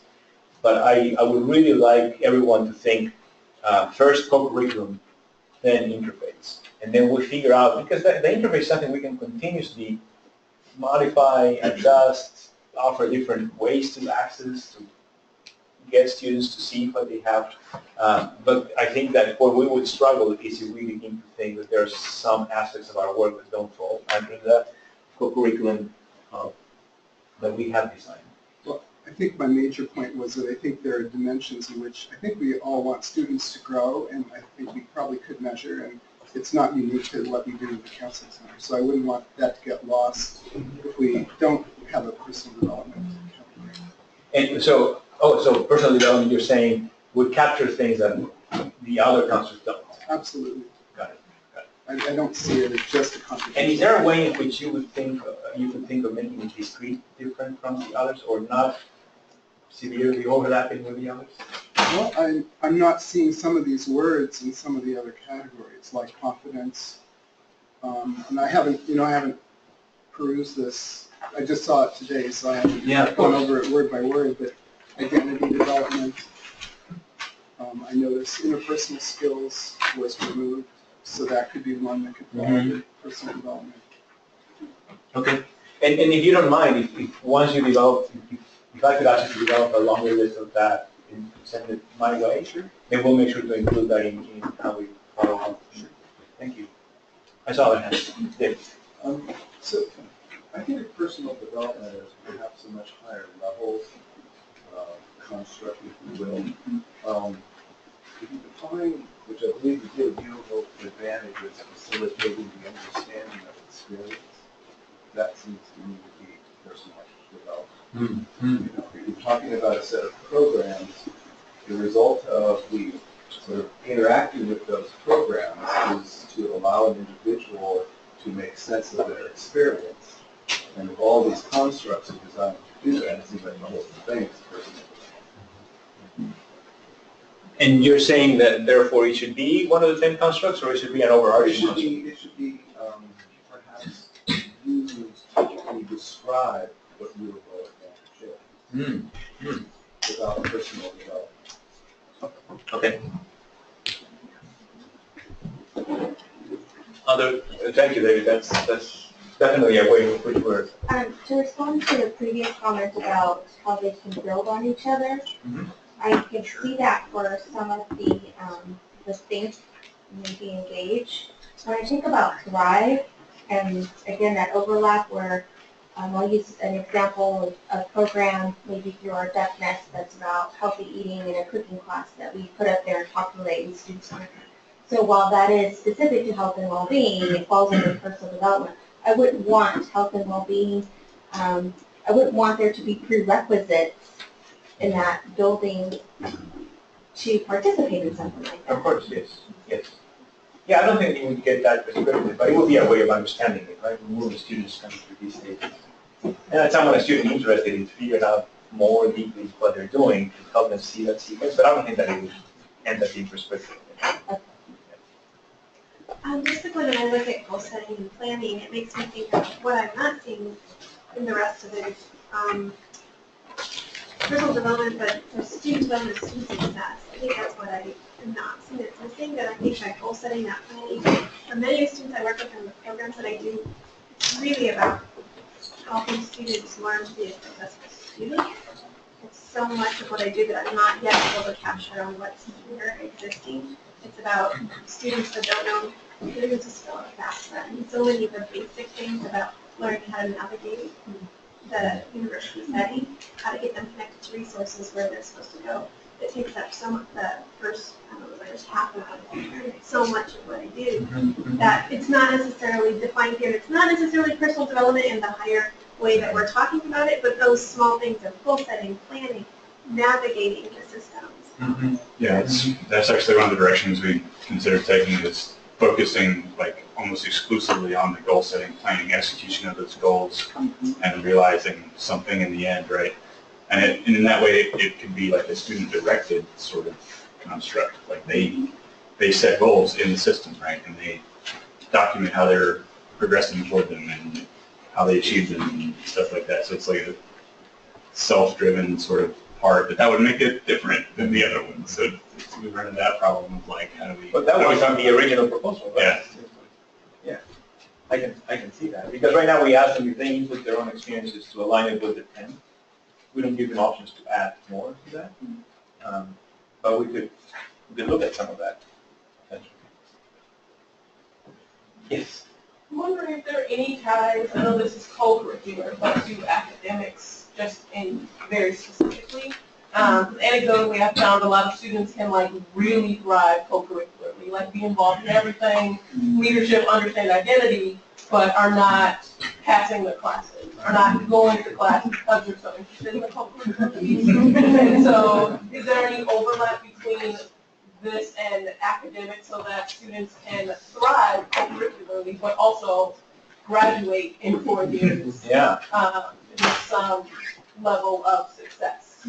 Are you just thinking of that as an area we could cover, or are you thinking that personal development could be focused on that? I'm thinking it needs to be integrated into all of them, because it doesn't, I mean, it does, but in terms of the context of a university, it doesn't really matter if you understand identity and you can like identify health and wellness if you're not out of here in 4 years. And so you can't apply the things that you've learned in a way that the university says that we should in terms of jobs and placement after college. And so I really appreciate this co-curricular model and like the innovation that went into it. I've never seen anything like that before, but I'm wondering like, is this the end all be all, or can we tie in some academic indicators into the 10 categories so that not only are you learning about yourself, but you're applying that in classrooms to a certain extent of like getting a grade or passing or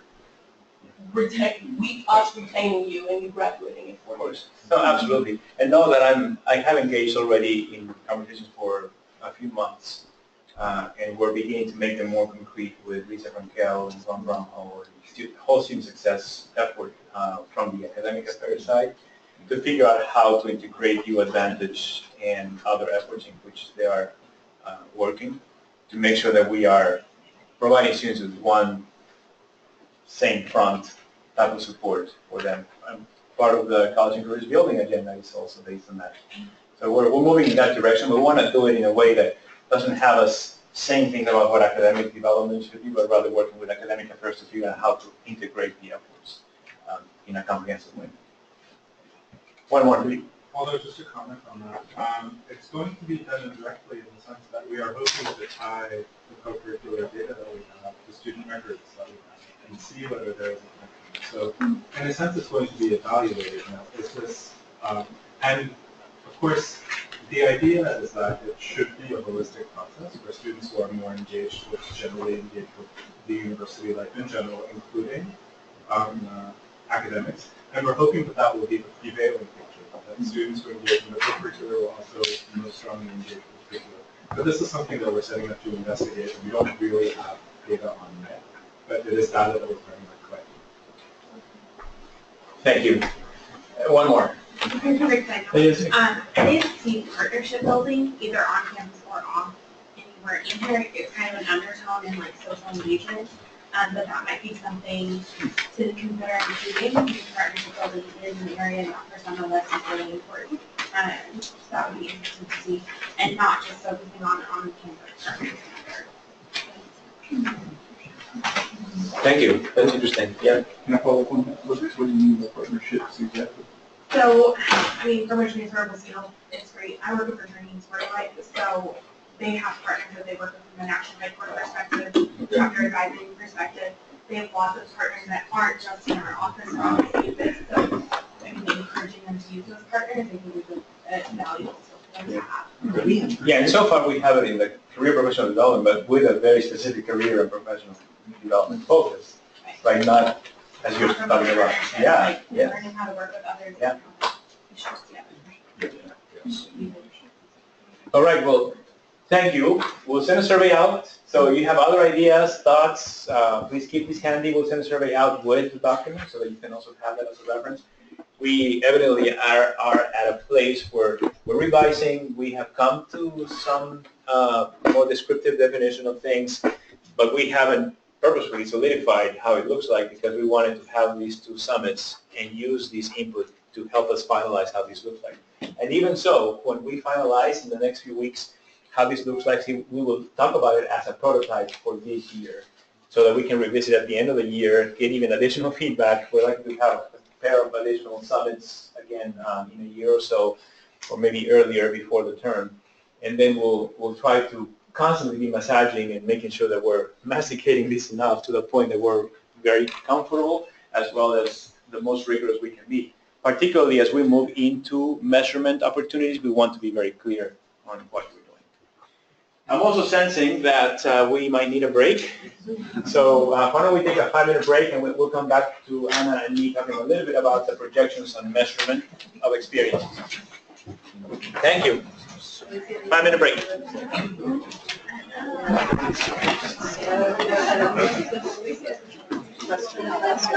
There's one.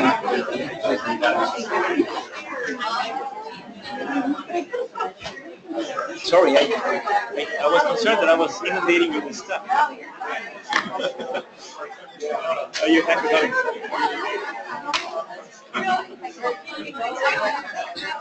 Good job.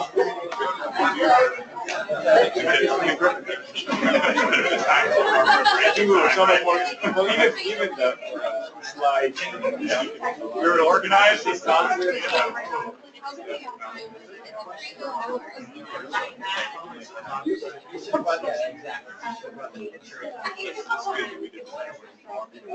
Yeah, practice what we team, right? So survey.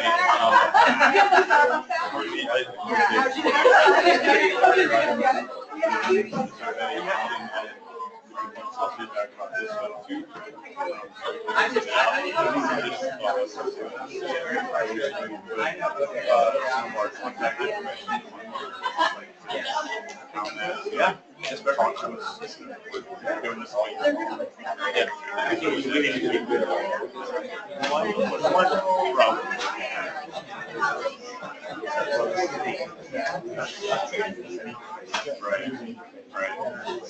Right.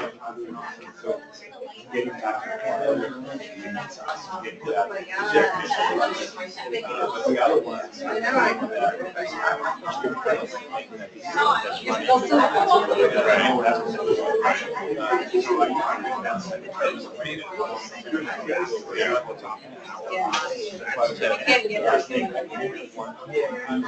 Okay.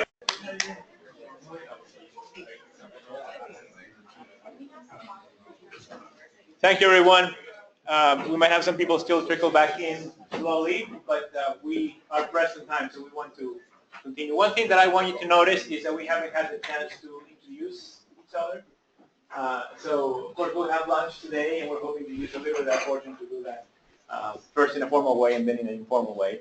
But we noticed last time that we ran out of time very quickly, so we want to make sure that we're catching up as quickly as possible on the content. I have the privilege also of introducing Anna Schmidt Mackenzie, who is also co-chair of the Executive Committee on Experiential Learning.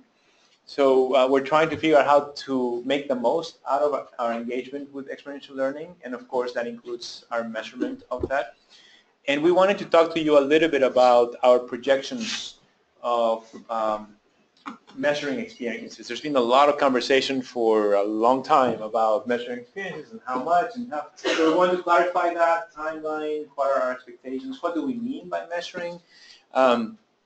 And know that everything that we talk about right now are projections. One, the division is in transition. Two, we have a new director of assessment, and we have a number of variables and balls up in the air, so we want to make sure that we are nimble. But we want to give you an idea of what we're hoping for and how sustainable we really want it to become. Thanks, Daniel. Just to echo that, if this comes across as a little raw and not reflective of like actual work that's been done in the past, but more of what we're future forecasting, it's because exactly what Daniel said. We actually just learned about this executive committee late this summer, and then the news that the divisions were changing. And so if it comes as, what work have you been doing? We haven't been doing tons and tons of work because we actually haven't met. We don't have the members of this committee yet, and we don't know what that membership will look like.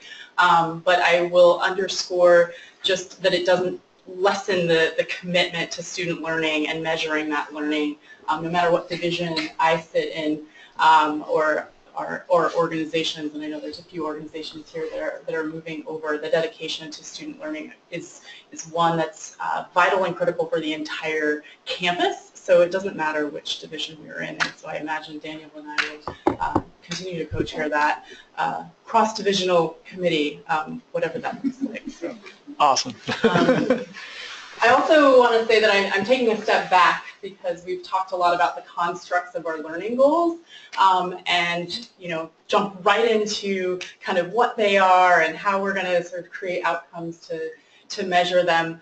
And so what I am talking about is really sort of why are we doing that in the beginning at all? Like why measure at all? Why is that important? And I found that an interesting question talking to a group of educators of it's an interesting question, sort of talk about the value of measuring learning. Well, of course, like we are all here at the Academy, we're in an institution of higher education, and so learning really should be at the heart of what we are all doing, and it's very much integrated with growth and development. I cannot separate, and I don't think any of us should separate growth, development, and learning, so that's really at the heart of what we are all doing. And I say, well, yes, of course it should be measured, but the fact of the matter is when you look at many program services, and even in this wonderful innovative tool that has been in existence and it's been operational to a degree over the last couple of years, most of the experiences that are in there are not connected to any measurement of learning.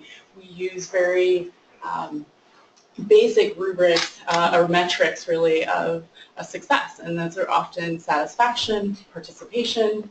I know in our own services we do a lot of self-reported learning, so I feel I'm confident that I can do this. How many of you have ever answered a question like that on the survey? I feel really confident going into the situation.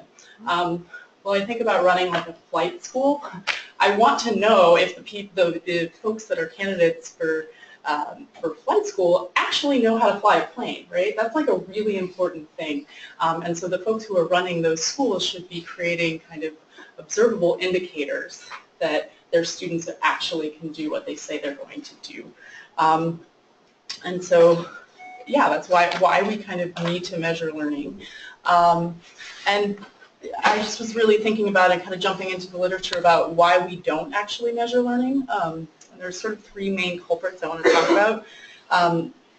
The first is that we have this concept that learning is all about us and what we do. It's a very kind of positivist epistemology, 2 words, big words, but thinking that this is some sort of vacuum and the interventions, programs, and services that we create are solely responsible for the learning that students are taking away. And we talk about this in good ways, like let's tell our story, what are students learning, but it's really a reflection of us.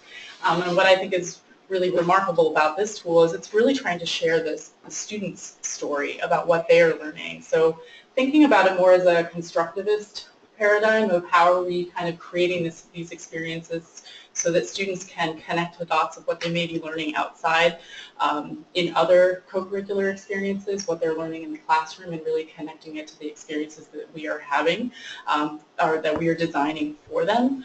And then we are just simply describing where it is that they are at.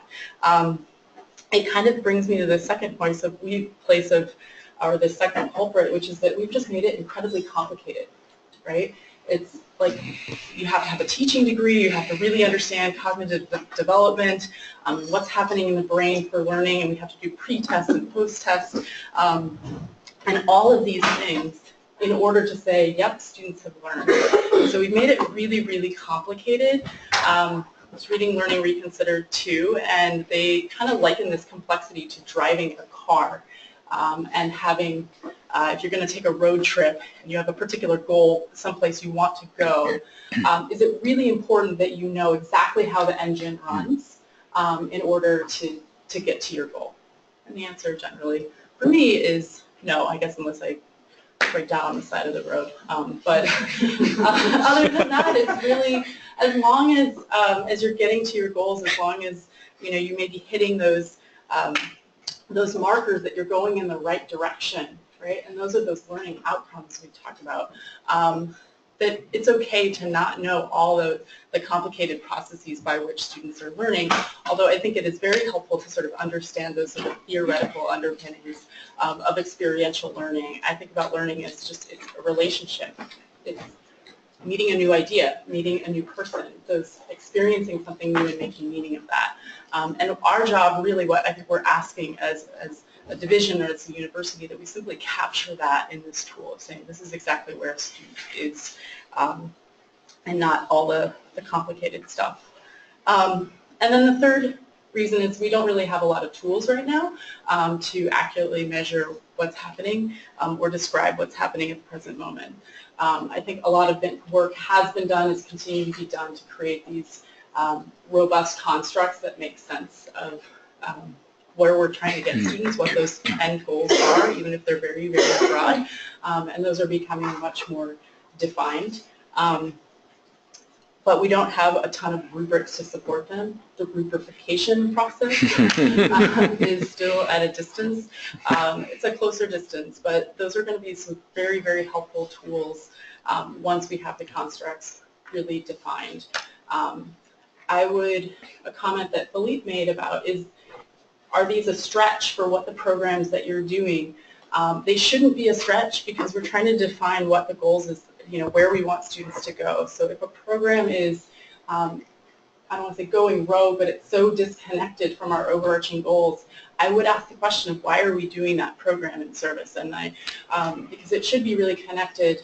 We're not just changing exactly where we want students to go to fit the program, but we really need to have the programs and services fit where we want students to go in those particular goals. We certainly want them to be accurately described. No one's asking to completely, blow up all of your programs and services and start over. That's not where we are. In fact, I think that's also a reason we don't necessarily engage the idea of measuring learning, is because we already have a lot of programs and services and we're very committed to them, and we know that students gain all of these things. But as Robin said, we have a hard time proving it. So that's really what this is about, is sort of proving our educational mission and how we support the university.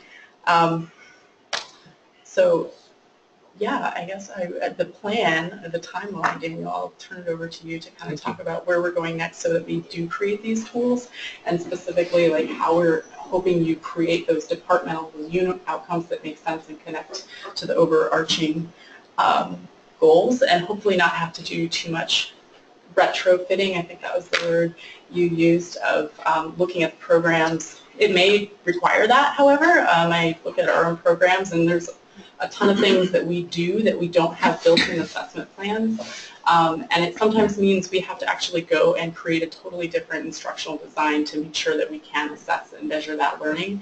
So it's a little like renovating as opposed to building a brand new building. So right now I'm working on a brand new residence hall, and it's awesome. We built it from scratch up, and it achieves all the goals we set out to do, right? And really it's a blank slate. I'm also working on another renovation project of Bean Hall. It's much more complicated because it already exists. It already had all these goals to try to fit students where they were in the 60s and how they built community in the 60s, and it's very different now. So it's a more complicated process, I think, to go back and try to renovate and retrofit. But it's really, really important to meet our goals, and I'm pretty confident as awesome educators we all have the capacity to do it. Daniel, do you want to talk about the timeline, or do you want me to? Thank you, Anna. Yeah. Very helpful, thank you. Yes. Is it that sort of all of our assessment efforts should be tied specifically to UO Advantage? To the co-curriculum? That's the plan. I think ultimately, oh, go ahead. From the student learning side, yeah. But Yes. administratively and course. programmatically, the organizational level will have a different set of. Each department still has its unit assessment plan that has much more than learning assessment. But I think what we've done on a practical level, at least in Res Life, is said what is one strategy that we want to really assess for learning as a start, and at least create the structure and the foundation for measuring that learning with rubrics that make sense, that connect to UO Advantage. It's a baby step, but I think once one is down, it'll be much easier to go back and look at our other programs and other strategies and assess them for learning. A lot of this is putting it in place, putting the rubrics in place, training the staff to be able to do it. We have staff at all different levels of coming into the institution. Some are fresh out of grad school, so making it really accessible for them and easy to do, and not so making it so time-consuming has been really, really important for us, because measuring everything can become incredibly exhausting and not tenable in terms of time and capacity. That's right. That's right, yes. Quick comment to sort of like that together. I think it's useful to think about this whole thing like over time, long time frame, in terms of sort of cyclical iterative process. Like the programmatic side and the assessment of the programs, they're going to interact along the way. They're going to shape each other along the way. We're never going to have perfect measurement. We're never going to have perfect programming. But the extent to which those two things can work together over time, we can get better on both. Add another comment on that. On a practical level, regardless of what the overall goal is going to be, what we're going to encourage to happen when we launch it this year is to focus on the low-hanging fruit. And by low-hanging fruit, I mean the big flagship programs that kind of make your units what they are, the really distinctive things that you think really contribute to the student experience. Focus on getting those as part of UO Advantage first, rather than making sure that everything gets turned into UO Advantage. Right. So think of it as a way to showcase what makes your unit unique for the moment, and then we'll kind of figure out as we go along together how we're going to integrate everything into UO Advantage. Yeah. Yes. Thank you. Thank you. It's perfect. So just to give you an idea of where we are in terms of process, now that we've talked about the value of it, of course we have been talking about the review of the co-curriculum. We had a co-curriculum that we inherited, and we had to make sense out of it, right? So I'm so glad that Brian O'Brien and the ECA and the group was formed to revise this, and that's brought a lot of life into what is it we're doing and why we're doing it, which has been really powerful. And I'm looking forward to the prototype, and then how would we continue working on that to make even better sense of it. So I want to emphasize that the process in which we're engaging is descriptive, not prescriptive. But at some point, we do want to begin to prototype ways in which we say, as a division or as a division of student life and student services, right, these are the things that we're doing. This is what we're trying to help students grow and develop, and we're trying to do it together in one cohort. That will continue to be developed, but we do want to establish some boundaries around that rather than just keep on going and adding things to it.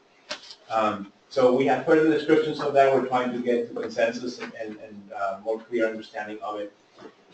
One of the first purposes that we have is the development of consistency, right? So that not only we are measuring the same things, but that we understand those things in the same way. And right now, even take measurement out of the equation so that we align experiences with the same constructs for the same reasons, and that we start making better sense. Right now, we're not necessarily certain whether if Shelley's office is putting together a program and they think of problem solving, and the Career Center puts together a program we're thinking problem solving, we're really talking about apples and apples, right? We might be talking about apples and guayabas, right?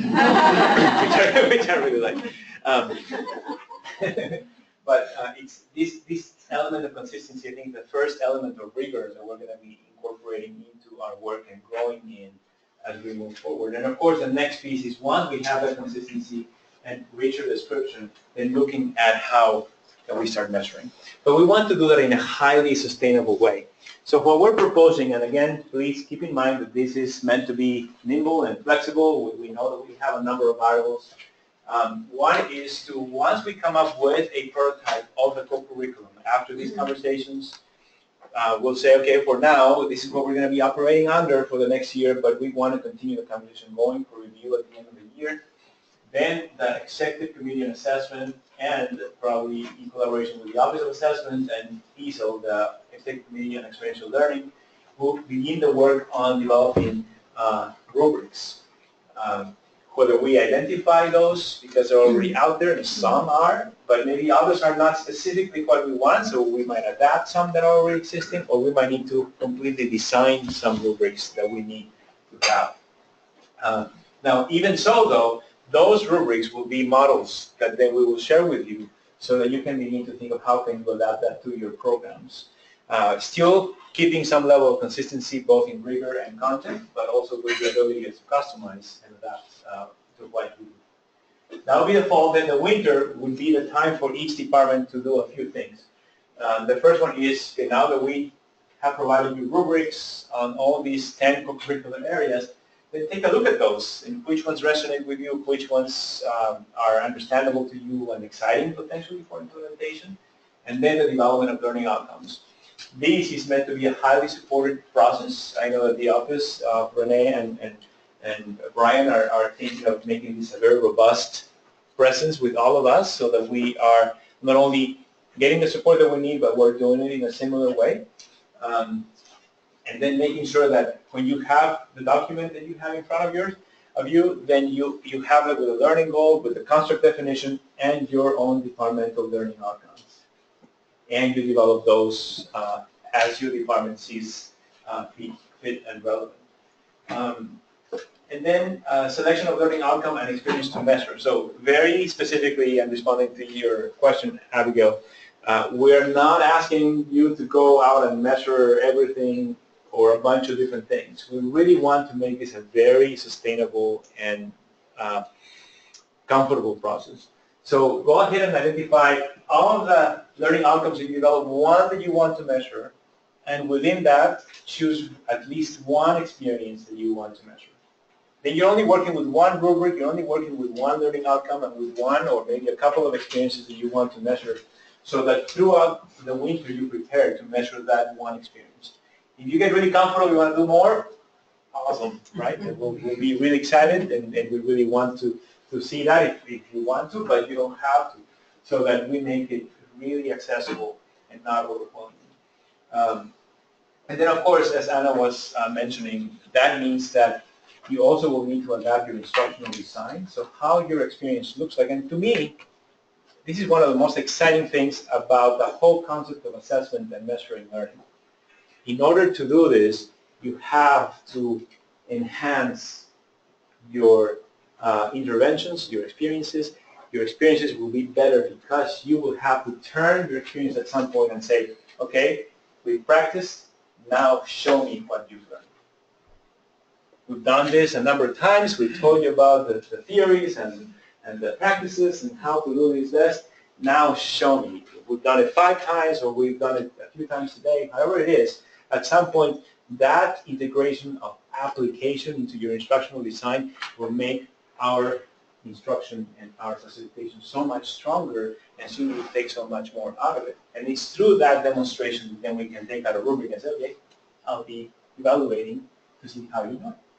And if you didn't do that well, hey, let's talk. Let's actually figure out how to get you to a better place. It's a formative process that allows us to truly get into the core of how can students grow and develop. So some adaptation of instructional design, and we can also support you through that. I'm very comfortable with that, and there are a number of other members of ECA and the Office of Assessment and ESOL that will be helpful in that particular regard. In the spring, therefore, we're going to be asking you, at least this is a projection, to measure one outcome, at least one outcome, and at least one experience. So having done all this work, which gets us in the nice and helpful sequence to get to more rigorous measurement and comfortable measurement, then let's prototype it. And that's when we'll start talking to you about how to enter data into UAdvantage so that we have start showing for students who have participated in that particular program. Is there any question about this projected timeline? Department's one of those words that we use a lot that means different things to different people. So are you talking about the 8 departments in the division or Correct. the dozens of programs that make up those departments? Unit is going to be assessing the thing. So it could be the program level, it could be departments within the units, whatever you call departments. Like, yeah, it's wherever the experience is coming from, essentially, which could be defined a number of ways, right? Which is murky, but that's how it is. And remember that ultimately we're really trying to figure out how to tell our story better. So I would say to some extent that we want the units, the 8 units, to define that, right? And one might say it's only one, but housing might say we have so many, or EMU might say we have so many, and therefore we want to tell the story of all those rather than just one as an EMU. Because otherwise we're missing important highlights that we want to share. Good point. Again, nimble, right? We will adjust this as necessary, but so far this is the projection. And I don't know, Anna, whether you want to mention about training and consultation or just... Oh, sure, just that as at every stage, whether it's the developing the learning outcomes, better understanding those custom rubrics, or to help you customize the rubrics depending on the experience or the learning outcome that you're measuring, or adapting instructional design. What does that mean if you need help? Folks from our committee as well as assessment team are going to be there to support both one-on-one, but we also talked about having a training that could hit multiple people who are interested in writing a learning outcome specifically to address a particular learning goal. As an example, or revising your instructional design to actually create that would be able to assess a learning outcome. So we talked about that in terms of time doing it for a larger group, as well as perhaps putting it online so that folks could access the training multiple times and at your leisure. But Thank you. that'll be going through this year. That's right. And just for all of you to know, we're recording today. It's actually available online today. So some people are online. And that we're planning on doing with also the workshop, so that if you cannot be at one where we're covering learning outcome development, then you can actually see that if you want to, or we can go to you and work with you. Thank you, Anna. All right, so that concludes our section on co-curriculum and measurement. We're a little bit behind as usual, but let's keep on going because soon catering will come in and start setting up the food for us. We would like for some of those who haven't really gone into UAdvantage recently or ever perhaps, that we want to give you a quick demo and then talk to you a little more about vocabulary. We want to be consistent on the ways in which we talk about UAdvantage and think about UAdvantage when we refer to things, what they mean and how we label them. Here's hopefully a quick question. Yeah. I'm thinking about some of our programs that might be really fantastic for measuring and some of the flagship programs that we do. But then there's also things that in my area that we do like an awareness month. So there's 50 events that are happening in 1 month, but that's not necessarily something that you might say in an interview. Oh, I went to this workshop, or they're not necessarily bragging points for a co-curricular. But I'm wondering, is there a way to capture like all those? Yeah, so the new features, and I'll talk about that a little later, are the endorsements. Okay. And those are meant to be areas of development for students that have specific types of experiences within. Okay. And then students earn a trophy or what we're calling an endorsement. Okay. So we'll talk more, and then we can make one. I mean, the sky is the limit on what content we do and how many we do. Okay. Good question. Jonathan, want to come up here? While Jonathan sets up, why don't we take advantage and very quickly go around the room and say our name and where we work. Jonathan, so can we start with you and then go this direction? Sure. I'm Fleet. I'm the assessment analyst for University of California. Like Hardy, Redwood. Amber Resline. David Espinosa, counseling and testing. Other guys, student life IT. Chandra Mundy, staff psychologist at the Counseling Center. Between Fun Common Center as well. Adrian Guggenheim, University Health Center, Next. Abigail Leader, Office of the Dean of Students. Courtney Ball Career Center. Stacey Rowan, Counseling and Testing Center. Al Siegel, Counseling and Testing Center. Laura Kessler, Career Center. Donnie Optman, Career Center. Brandon Blackwell, Career Center. Andrew Worley. Sarah Supply, University Housing. Christy Long, Career Center. Shelley Kerr, Counseling and Testing Center. Taylor Marshall, Dean of Students for Training and Party Life. Grade 2 Lori, Dean of Students, Sexual Violence Prevention and Education. Brian Harrison, Physical Education and Recreation. Chantel Russell, PE and Rec. Zach Wolf, he, him, his, ELS, and LGBT ESS. Jesse Quinn, he, him, his, interim assistant director for LGBT education and support services and DLS. Jessie also. She, her, hers. I work in the EMU. Brian Satterwhite, and his, Holden Center for Leadership and Community Engagement. Renee Lavelle Riley, Research and Assessment. Eric Dealer, EMU. Susie Stellman, she, her, hers, Counseling and Testing Center.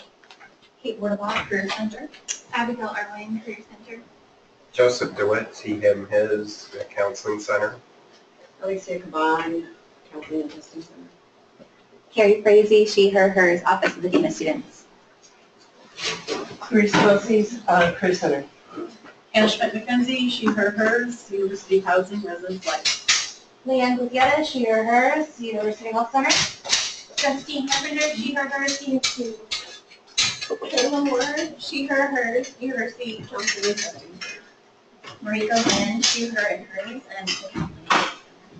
Mark Evans, he, him, his, Counseling and Testing Center. Would the catering folks like to introduce yourselves? Your name? You can say your name. I'm Taylor. Taylor, and I'm Claire.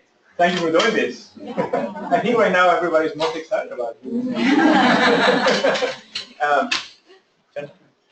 And I'm Jonathan Whitbeck, working at the Career Center. And Daniel Pasco, Career Center as well. Perfect timing. Thank you. All right, so I cannot say enough about the design team of U Advantage and about Jonathan. He's been working non-stop in an incredible way to help us put together a lot of what you see now in U Advantage. So Jonathan, thank you. And we want to make sure that you don't miss things that we have in the tool if you haven't seen them or if you have never used it, or you have only used the administrative side to help you see what students see can be very important. We won't take a long time. We'll just show you pieces, but if you want us to dive more into a particular area, please let us know. We'll slow down.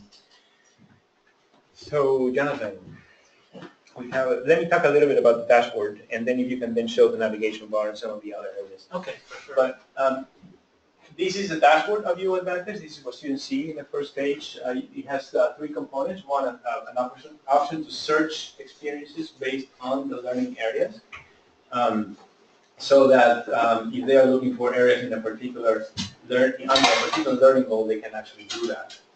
Particularly when they are a little more intentional about using the tool.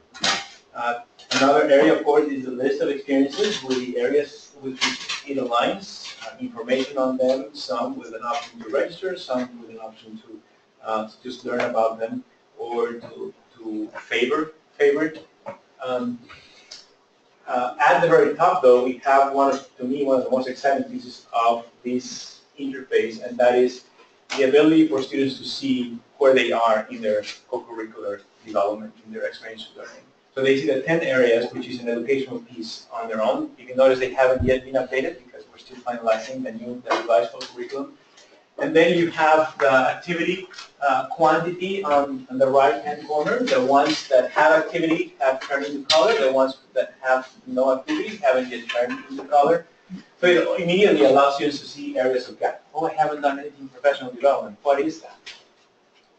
Number 3 thing, of course, are looking for in college graduates. A very powerful piece that we really want students to develop in. All right, well, what is available in that area. Or at some point, one of the items in the list of features we're going to be working on is a notification system that will tell students, hey, you haven't done anything in this area and this is coming up, you want to check it out. Also, if a student is trying to decide on a major and they're confused, they don't know how to proceed, well, let's look at what you've done. Or if they are saying, I need a resume because I will need to be employed in 3 months, all right, so let's see what you've done instead of just intuiting what you put in your resume and see what you have accomplished so far. Let alone when you see the stars at the bottom, which will be the average of stars for each of the areas. Any of them which you click becomes the list of experiences. Can you click on one, Jennifer? List of experiences in each of those areas. So you see the different experiences this student has completed. This is a mock-up, the description of the learning goal. And then the ability to add an experience at the very top. We asked them so far to align it with one of the 10 co-curricular areas, but we might toy with the idea of having some additional options for them to input their own goal or something along those lines.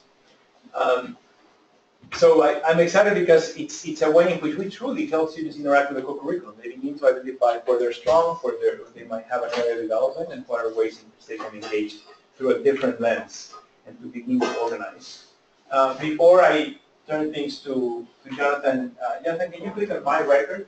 And one great thing about the tool, which is fairly decent, recent, sorry, all of it is decent, but fairly recent, is that the information that students begin to generate in the system also outputs in a functional resume format.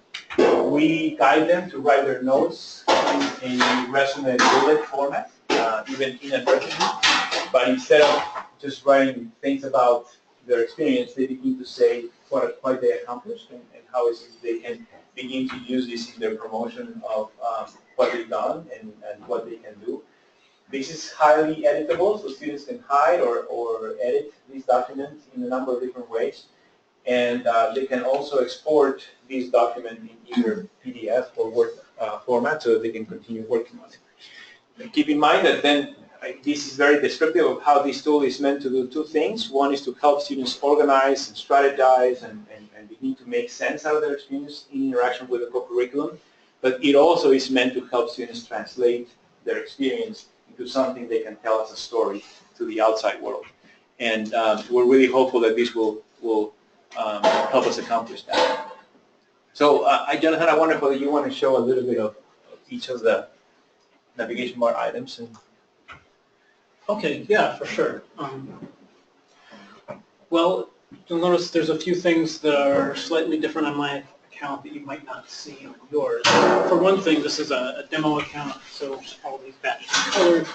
That's just because it's a mock-up. I've been adding a lot of these. But when you log in, if you've attended anything, you'll see colored badges as well. One thing that you probably won't have is any notifications. But this is an upcoming feature that we've been talking about for a while. This will be an added prompt after a student attends an event. Afterwards, they'll get a reminder to add notes, basically to review what they've learned immediately afterwards, or possibly to connect with an administrator. So, okay, and yeah, we use these for beta testers too, actually. So. That's what these images are. Experiences is the view that we just looked at. It's another view of the student's history. You can see everything that you've attended, saved, or been assessed on, filtered different ways. The notes is a view that we're probably phasing out based on student feedback, but it's another way of adding notes that are not necessarily connected to an experience, just so students can keep track of their progress themselves. The records we looked at, and there's feedback and about. We're probably going to move the About You Advantage stuff to outside the sign-in wall, and that's what Lauren and the design team, Lauren and Tim Louie, have been building. And that's a public-facing page that will have all the information, like what you have in front of you, about what the outcomes are. Just a very information-rich document that's accessible to the web. And finally, the event administration. Probably most of you in the room have already looked at this page or used it to some degree. And I don't know if you want me to talk about the UEI. Just show it to them. Just one great thing is that now instead of having to go to a different link or to the top, you can access right there the link and go to the administrative side of the UAdvantage. Exactly that. Something I'll point out is not everyone has this event admin link. That's only if you've been added to the administrator list. So if you don't see that link, just email UAdvantage and we can add you pretty quick.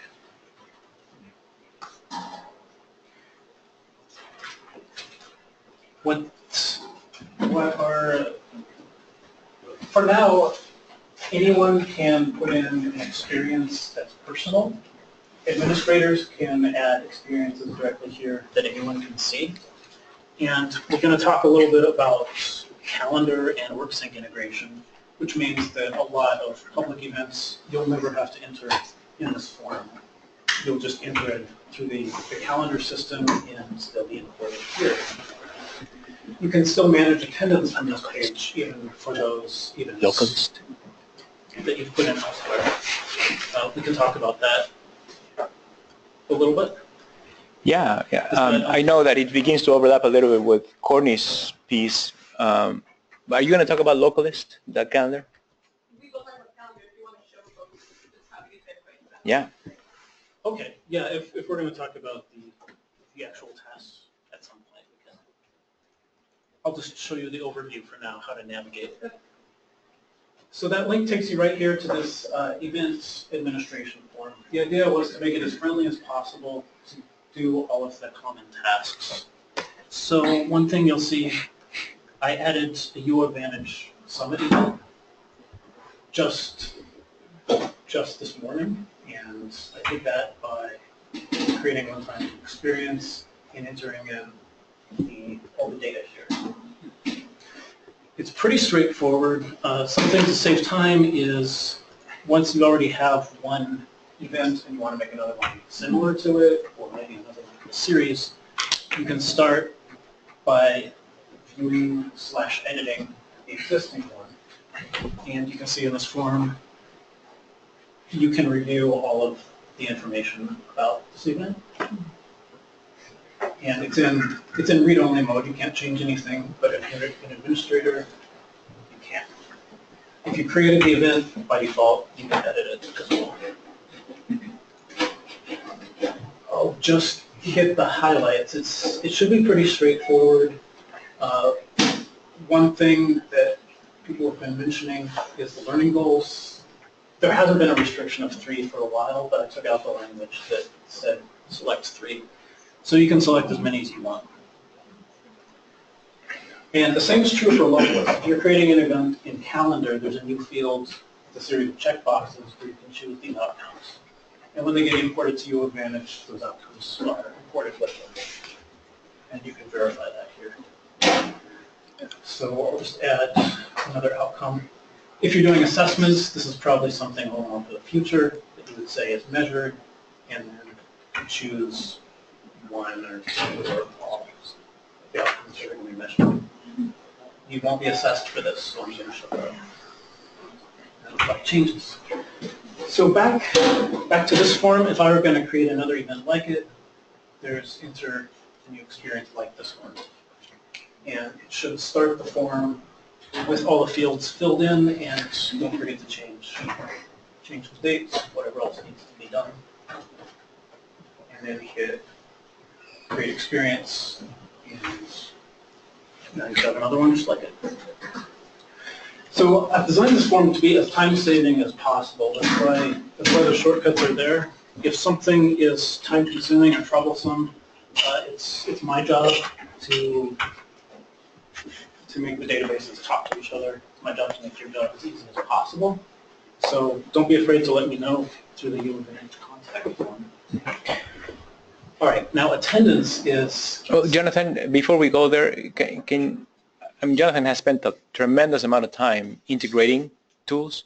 So now you can input in the centralized calendar or the Localist system, an experience, and by selecting UAdvantage, learning goals as part of your filling of the form, it automatically populates in UAdvantage, so you don't have to come to UAdvantage. It also automatically populates the experience or migrates the experience to the attendance tracking system. So if you were to use the card swipe system that Billy has built and do this through Localist, you would never need to go to UAdvantage to have the badges show for students, right? You can input it in the centralized calendar, automatically goes to UAdvantage, so it's available, and then automatically goes into the attendance tracking system. You swipe cards, badges show for students. If you end up using another attendance system like a sign-in sheet, then you have to figure out how to upload attendance data into UAdvantage. It will need to come to this form. But if you use a swiping system, you don't have to.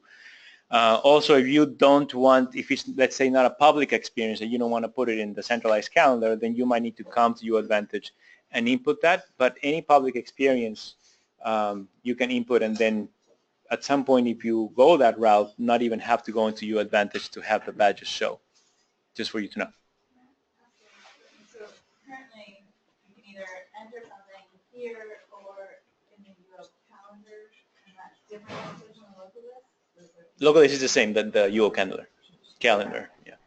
So either one will populate here. You just say, is there a button to click on that? That's a great question.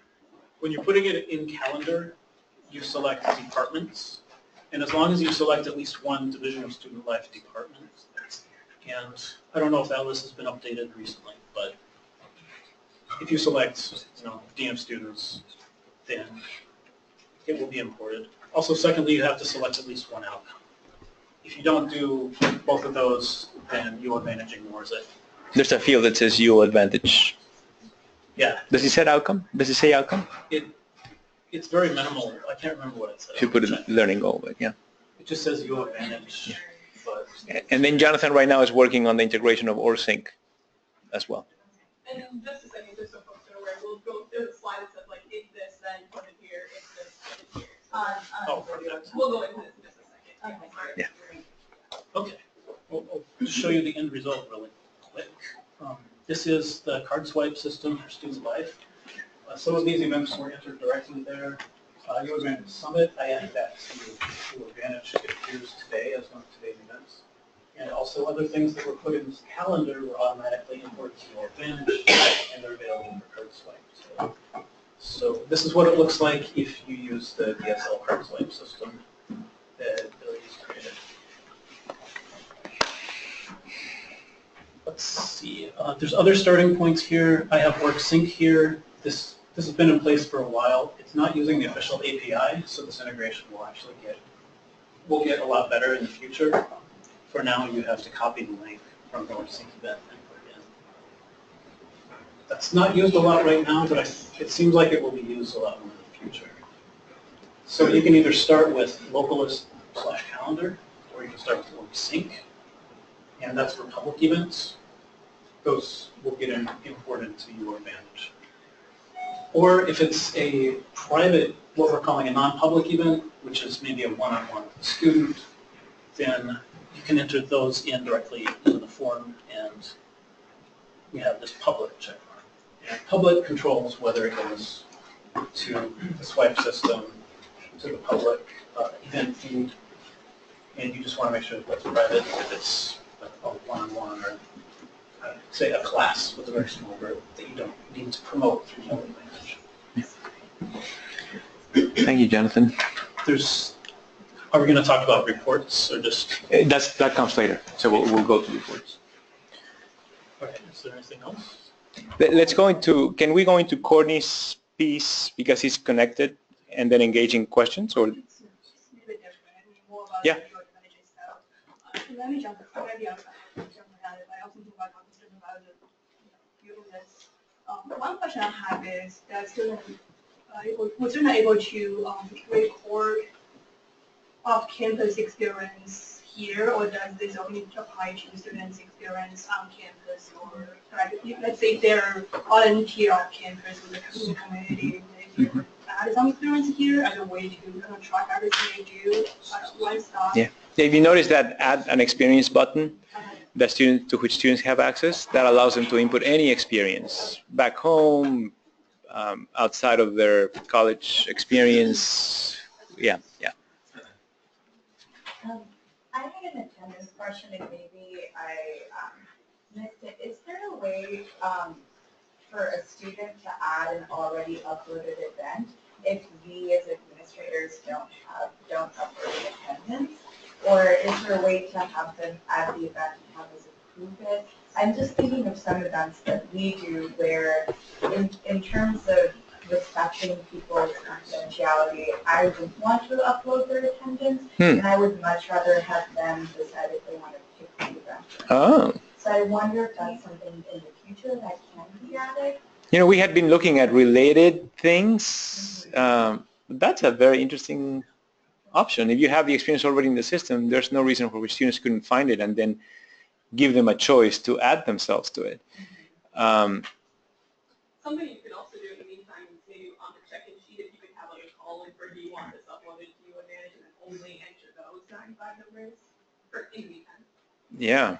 There is a way for students to add themselves if they can find it in the front page in this view.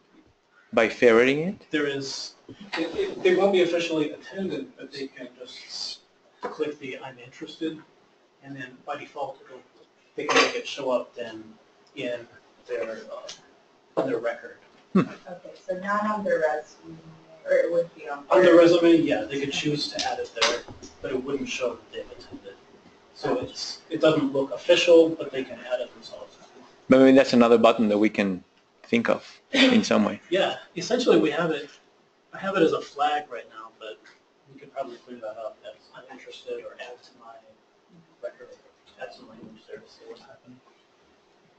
I have an event administration technical question. Can I edit somebody else's event that's in my organization? So let's say, for example, Adria populates one and she needs to change the location, but she's on vacation. Can I go in and edit her event? If you're an admin. Okay. Yes, all directors and heads of different departments within units have that option. Yeah, I can make sure that you have that access. Courtney, it's Courtney time.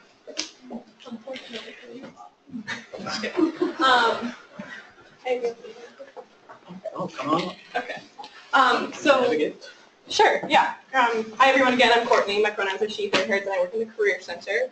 I know that I am what's holding you back from food, so I'm going to try to be as intentional as possible about what I share.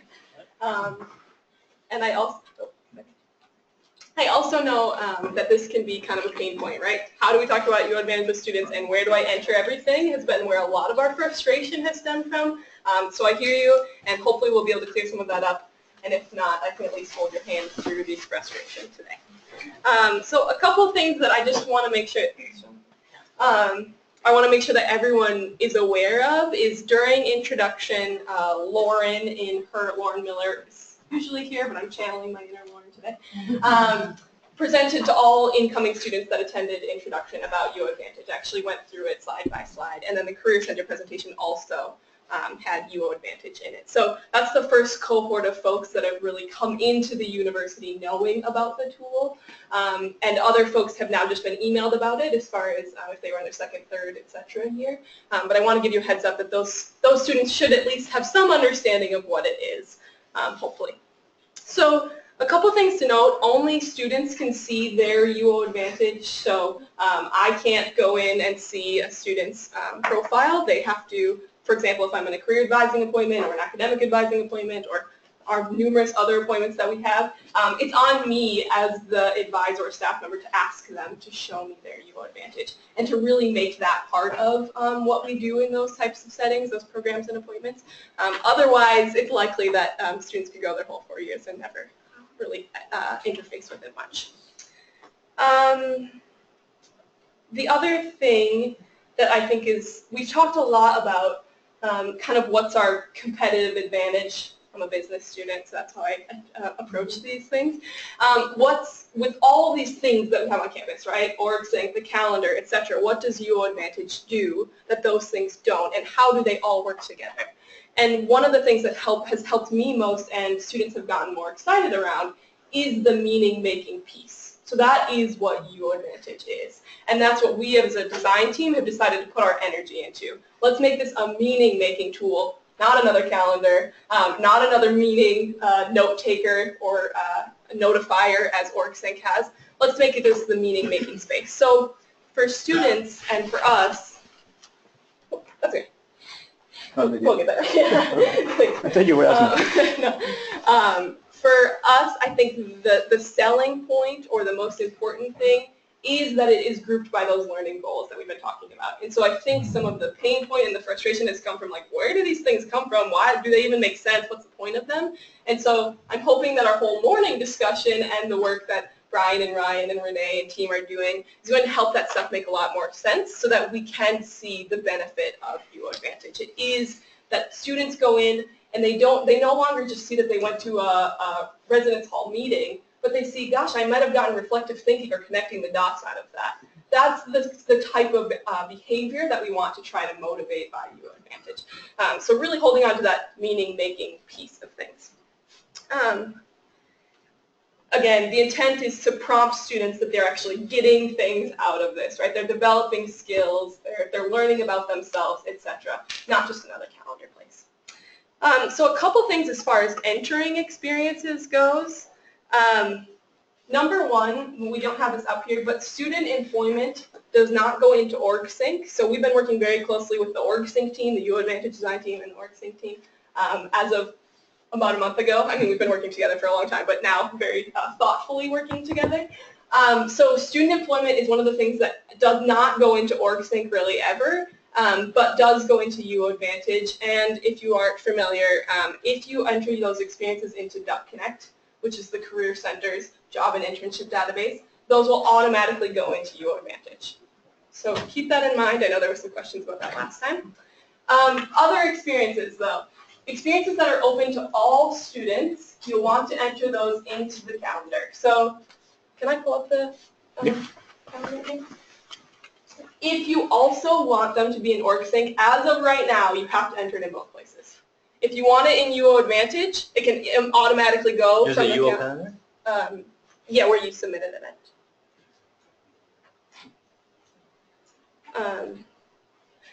Sorry, I'm jumping all around here now. So if you want it to be in U Advantage and it's a public event, through entering it through the calendar, that will happen automatically. If for some reason you also want to be a part of OrgSync, you need to do that separately for right now. We're working on the API to make those things talk to each other. It's another one of those pain points for all of us, but we're getting there. So this is, if you haven't seen it before, this is how you submit an event to the UO calendar. Now you all get to see Daniel's password, not mine. So this is what we were talking about earlier. When you enter something, it says UO Advantage Experience. It's not going to let me click on the right thing. There we go. And then you can select your up to 3 learning goals. And this triggers it. As long as you also select a department, a student life department, this triggers it to go into UO Advantage. Any questions about that? And the tennis tracking system. Why would we enter it directly into U Advantage and not the calendar? No, we want to encourage folks to enter it into the calendar. Right, but is there any time when I would only want to put it in U Advantage? When it's a non-public experience. Yes, so if you're entering something in, I can go back to my slide here, but if you're entering something in OrgSync, for example, let's say it's a student group meeting, you likely don't put that, well, depends, but a lot of times you won't put that on the calendar, so you would have to enter it in both OrgSync and U Advantage. You know, what do you need? How do I get back to my slide? I'm a millennial, I swear. Okay. So if it's a public event, enter it in the calendar. Again, if you want an OrgSync, you'll also have to enter it there for right now. Experience is open to some students, but okay for a public view. We'll encourage you to enter those into the calendar. I think some people have said, like, well, what if they're identity specific? And as we all know, one of the challenges on campus is you can't just reach out to all identities, right, and say these specific folks come to my event. So if it's okay to be publicized and you actually would like more people to come, we encourage you to put those on the calendar as well. And then if they're private or select experiences, we encourage you to enter those into OrgSync, and then again, you will have to also enter that into the U Advantage form. For now. I'll really emphasize that. Yeah, For now. it's been an interesting process. It's taken over a year to acquire the API of OrgSync for a number of administrative and technical reasons, but it's at the verge of being available, which then means that Jonathan and Brandon and Tim will be able to go in and begin to do the necessary coding so that we can have experiences also migrate from OrgSync to UO Advantage a lot smoother. Any questions about? So for us non-academic, what is OrgSync? It's not in our realm of discussion in our field. Yeah, good. Jonathan usually says at this point, if you don't know about it, don't worry about it. But I'll give you a better answer than that, or a more comprehensive answer, I should say. So do we have any folks in the room who use OrgSync on a regular basis? Do any of you want to share perhaps what you're using it for? I was going to say, we kind of use it as a similar platform to the university calendar system as well as UO Advantage. So our office posts on all 3 sites. And so the way that we typically do it is through OrgSync, and then we're able to import to Advantage. And we have to enter it separately on both calendar and Advantage or OrgSync. But the whole purpose is just to have students involved. A lot of our students involved with the unions are required to use it for some of their funding. So it's really beneficial for those who are working with the ESUO and have their meetings posted on a regular basis, as well as check the program. So it started as a student organization tool, basically where student organizations could go in and communicate with their members, post meetings. It's kind of like a social media feed of sorts. What we have done, though, the OrgSync team, which is, I believe, called the Get Involved Network, has made this now campus-wide. So now departments are also getting kind of profiles within it. Colleges are getting profiles within it. But it's another communication tool as far as around a group, a membership. Does that sum it up?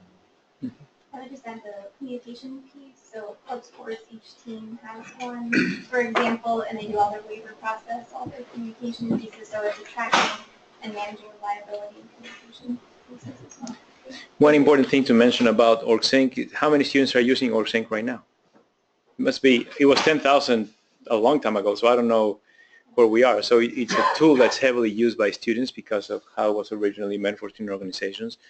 And therefore, it makes sense for us to engage. And the conversations that we have had with the OrgSync team have really gone in the direction of what Courtney was mentioning, that UO Advantage is more designed, or we're planning on using it for meaning making of students' experiential learning, and OrgSync is more to help students engage in experiential learning. So one is an engagement tool, the other one is a meaning making tool. That, at least in my mind, clarified a lot of what are these two things and why are they overlapping and how are we using them. So we're intentionally moving in the direction of using each of them for the purpose that we have identified, and then with the API helping them integrate in a way that's accessible and sustainable. One of the things that we've talked about with Sarah Sifbanegi, who now is the owner of Sorts, or the manager of OrgSync on campus, is the way that she describes it is she says when a student wants to get involved, they should go to OrgSync. And then we've talked about adding within each experience on OrgSync or club or group, adding a little button that says make meaning out of this experience. And that would take them to UO Advantage. So that the two connect a little bit more intuitively. Again, we're working on those things, but we have made it very clear among the design team that we do not want to create another OrgSync. We want to make UO Advantage have a purpose outside of that. So there's a lot of energy among us to make sure that these things talk to each other, make sense with each other, and that it's not just encouraging students to do another tool on campus. Yeah. Will there be a point where if we enter a public experience in the UO calendar, it will show up, it currently will show up in UO Advantage if we click the link, but will it also eventually show up in OrgSync so that all 3 will be connected, or is it calendar, OrgSync, UO Advantage? Like, is there another connector between the calendar and OrgSync? Good question. We're actually going back and forth right now, and Amy Quiring and Sarah Smith-Benanti are working on this. If we will encourage all folks to enter everything in the calendar first and then flow out, or OrgSync first and then flow out. So it will be one. Okay. Don't hold me to that. But I think it'll be one eventually. We're just debating if it makes more sense for it to be the calendar or OrgSync right now. Jonathan, anything else you want to add about that? No, you answered it perfectly. Okay. So if it's employment, which is private, I wouldn't be putting it on the WorkSync, let alone I don't even have access to it. No, I would put it in Duck Connect so that all students can see it in the job posting system, and we automatically, well, not automatically, but we feed that data into UAdvantage on a regular basis. Any other questions about how we talk about it, or? I was just say, if we're uploading it to the calendar and OrgSync, we're going to get duplicates in UAdvantage, and then it's going to inflate our number of events potentially. Right now, eventually, if we don't stop one of them, yes. But right now, nothing's pulling automatically from OrgSync. Yeah, that's a great point, though. And a lot of folks, why I brought the student employment example up is because last time there were a lot of folks that were entering their student employment experiences in both UAdvantage and Duck Connect and weren't realizing that if you entered it in Duck Connect, it already automatically went. So we were having that duplicate issue as well. So, yeah. And I don't know if this is the perfect place to ask this, but in terms of how we talk about it, have there been discussions as to incentivization? So I was able to work on UT Austin's version of this when they were rolling it out, and they were actually successful in getting student buy-in because they had they tied it to certain like if you went to specific events or specific learning goals, then you got rewards, and at the end of your 4 years, you would get graduation regalia, you would get an extra certification. It was also tied to specific mentorship and leadership development. So are these things that are maybe the next step? And I ask here because how to talk about it, you would then let students know that this is what the future might look like. Yeah, absolutely. I've already nominated Ritu to be on the design committee. I hope that's okay with everyone. But I think you have excellent ideas as far as where we're going. One thing that you brought up as an idea that we've touched on a little bit is this idea of endorsements or certificates. So we'll talk about that. Daniel will talk about that in more detail about how that's looking. But I think you bring up a good, at least a discussion to have around That's what right. we want to be incentivized around this. So, thank you, and I don't have an answer. But that's a very good idea. Yeah. Other questions that folks have around talking about it? Okay, I'm going to just hand out a draft that we've put together as far as explaining it to different audiences, so to a student, to a parent, using it in an advising appointment. This will just be a helpful reference sheet for after you leave here to be able to look back on this. And know that we are available for questions anytime, or if you, for example, something that we've done in the past is done workshops around for student advisory boards or student employees around UAdvantage, and we are happy to do any of those as well for folks. Thank you, Courtney. Thank you, Jonathan. This will take less than 2 minutes, I promise, but this is terminology that we'd like you to have with you. As I mentioned in the beginning, UAdvantage is a curriculum student life. We also have a UAdvantage interface, right, so that we can begin to distinguish those and not confuse them. We are talking about learning goals as the 10, or however many we end up with, items of the co-curriculum. We're going to call them learning goals, and then under those will be learning outcomes, and then under the learning outcomes you will need to develop criteria to measure those learning outcomes. So we're going to try to use this language as we move forward. Experiences and are the experiences we facilitate. And then of course we have the badges, and keep in mind we have badges representing the areas or the learning goals. We have badges representing the experiences. So that's what we're not referring to that term. We're talking about experiences and learning goals. We're referring to what we originally called reflections or journals now as notes, because in beta and usability testing that was very clear from students. I don't have time to write a journal, but I do want to write notes. And then we're guiding them to write notes in their resume bullet format. We're calling the functional resume that outputs out of UAdvantage the record, and in students' pages the label is my record. I'm going to talk about endorsements later, but that's the collection of specific types of experiences that, in our eyes, develop a competency in a student. We'll talk about reports as well.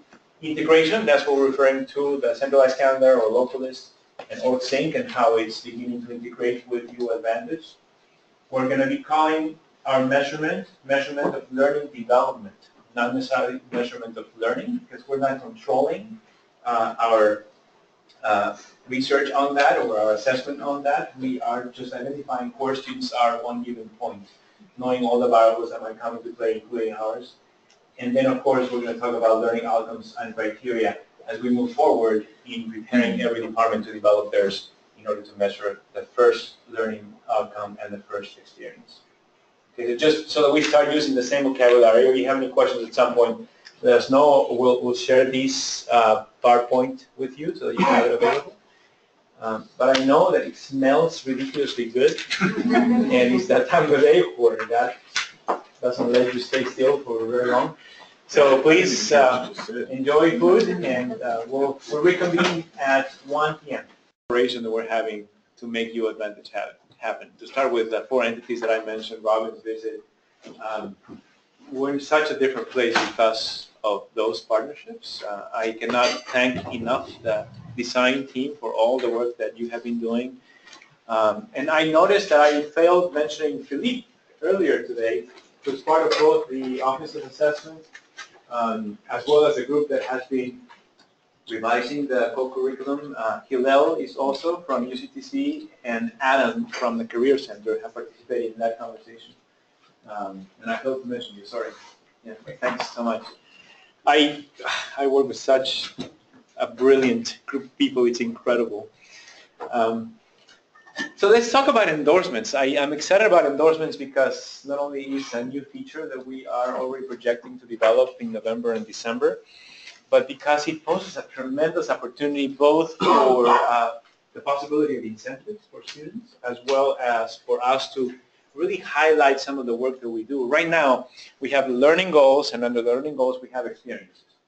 So it's this very abstract, I'm developing in this area, and then there's a very specific, I'm doing this workshop, or I'm doing this internship, or this job, or this trip, or whatever it is. There seems to be another way of looking at things that hopefully will get students excited and will allow us to synthesize our work much better. But if we think of not necessarily learning goals, but competency areas, right, that are more concrete in nature, we can think of areas on which we cluster specific types or collections of experiences to help students earn a particular skill.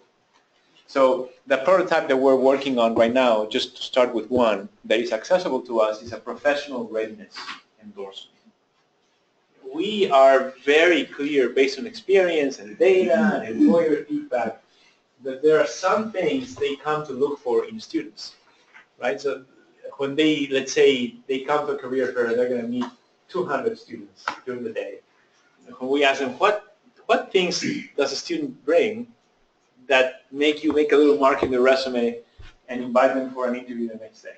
What are those things? And of course, experience is one, meaningful experience is one, but you have certain markers that are very important to them. We have national data, and then we have this local data. So we're beginning to identify, well, gosh, we do this in those experiences, and this in those experiences, and this in those experiences. We know that these experiences are likely to help students think differently and be readier. Why don't we put those specific experiences together, and we call that a professional readiness endorsement. And then imagine the potential of that. One, students go for a collection of activities that hopefully provides them with a readiness competency that they are likely to be very interested in completing. But then on the other end, you look at the employer side, and then you work with employers both to help you shape that, to see, I have a meeting with our employer partner program the day right before the fair, and this is part of the agenda. We're going to sit down, look at, are we tapping into what we need to? Do you want something else? Let's customize this for you. So now we have an employer who says, I want to go to campus and I want to meet the students who have completed this endorsement. I'm really excited about that. Those are the things I'm looking for. So now there's an opportunity to incentivize each other mutually, right, based on the opportunity of that, let alone the fact that you can help then students develop very powerful competencies that will make them readier for different things. So what these are is a collection of experiences endorsing a particular competency. We're exploring competencies so far, just brainstorming professional readiness. Ryan has already been talking about a leadership one. We worked with the Parent Leadership Council, and they went bananas about this, and they were talking about a financial literacy one, an entrepreneurship one. We're beginning to toy with a social justice one. We're really looking at very exciting pieces that might be very attractive to students and helpful for their development. We're also looking at having different levels of them. So for each of them would have a bronze, silver, and gold level, or 1, 2, and 3 level, however you want to call them, that would require more of students the higher they go. And of course would help us endorse their capacity at a higher level. We're planning on, again, developing sustainability, starting very small, starting with 1, seeing how it works, but thinking of the whole so that we develop it as a structural framework. And so these types of experiences, plus these types of experiences, plus these types of experiences that would hopefully fit a number of different content areas when we develop more. And the purpose of this is to provide students with this option in a way that they can either do without knowing, and then they will be notified, hey, you've done 3 of these 5 things that will get you this endorsement. You want to keep on going? Here are the things that you're missing. Or they might see this new element in their new item in their navigation bar on the right that says endorsements, and they click on that. They see the different types there are. They click on any of them. They see all the different things they have to complete and what they have already completed. So it's a different way of engaging students in the system with the experiences that we're facilitating, and of course a different way in which they can promote themselves or translate their experiences into what they want to do later.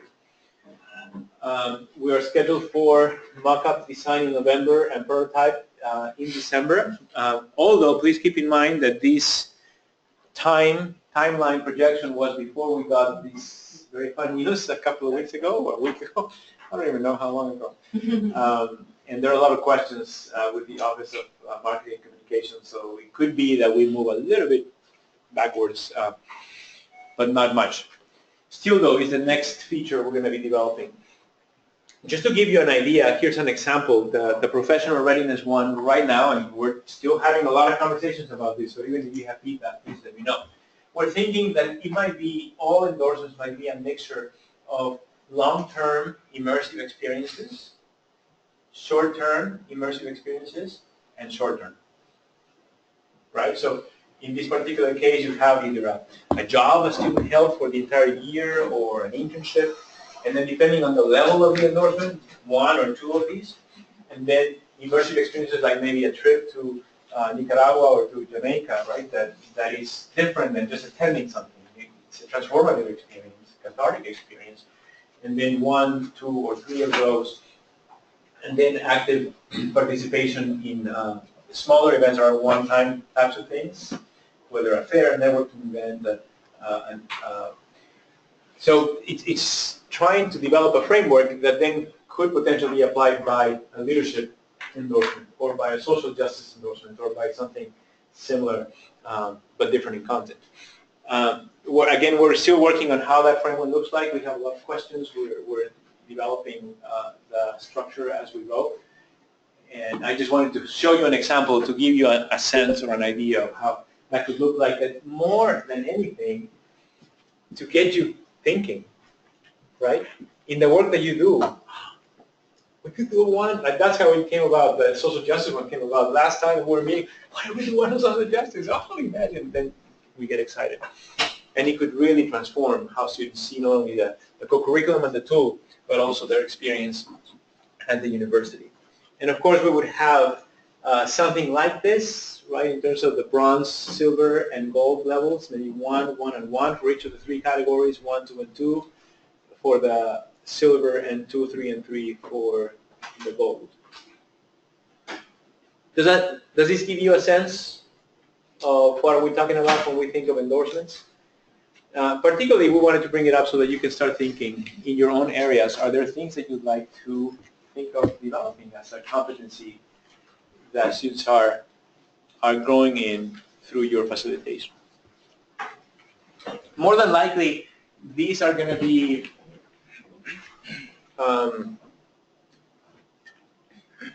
led by an office that has expertise in this area.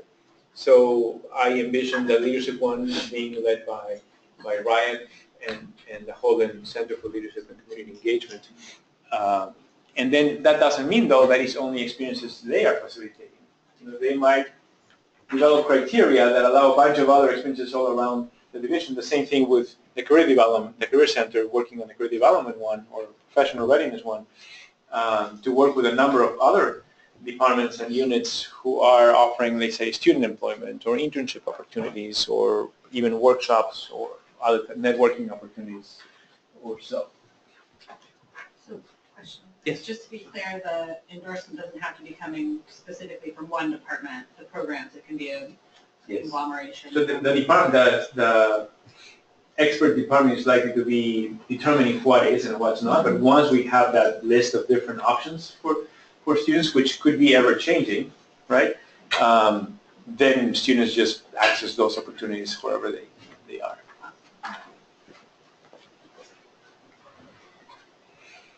All right, so that's a new thing about, or a new direction in which we're heading with U Advantage. Let's talk a little bit about reporting.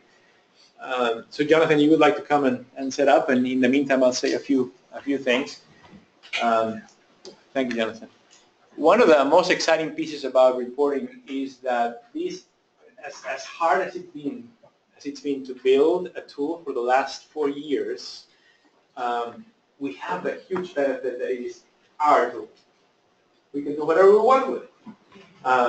That means that our capacity, well, first, it is not just an interface, it is a database, right? When we look at the data that we already have in the system, the 43,000 card swipes that we had last year, the over 12,000 badges that show for students, the already hundreds of stars that have been already available to students who have gone through certain experiences, and over 1,200 experiences in the system.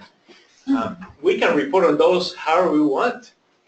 Of course, each report takes some time, right? So Jonathan very kindly, when we need a report, he gets to work really quickly, but it takes time to build it. But besides the time, he has the expertise, and we can develop reports on a number of different fronts.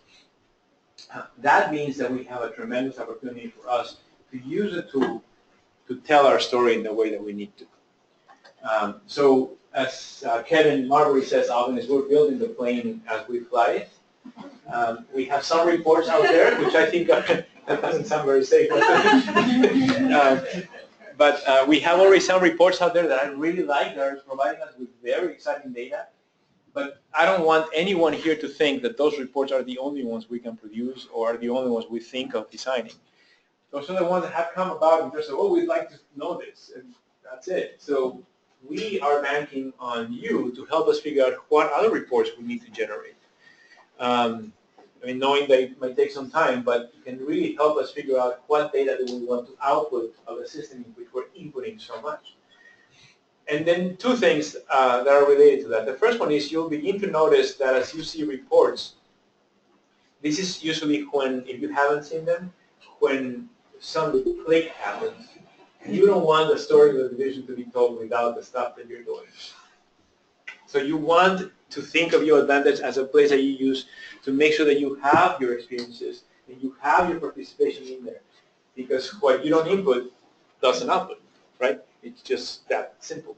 But once you have it in there, we'll make sure that it's part of every single report that we generate, however we design it and however we share it out there.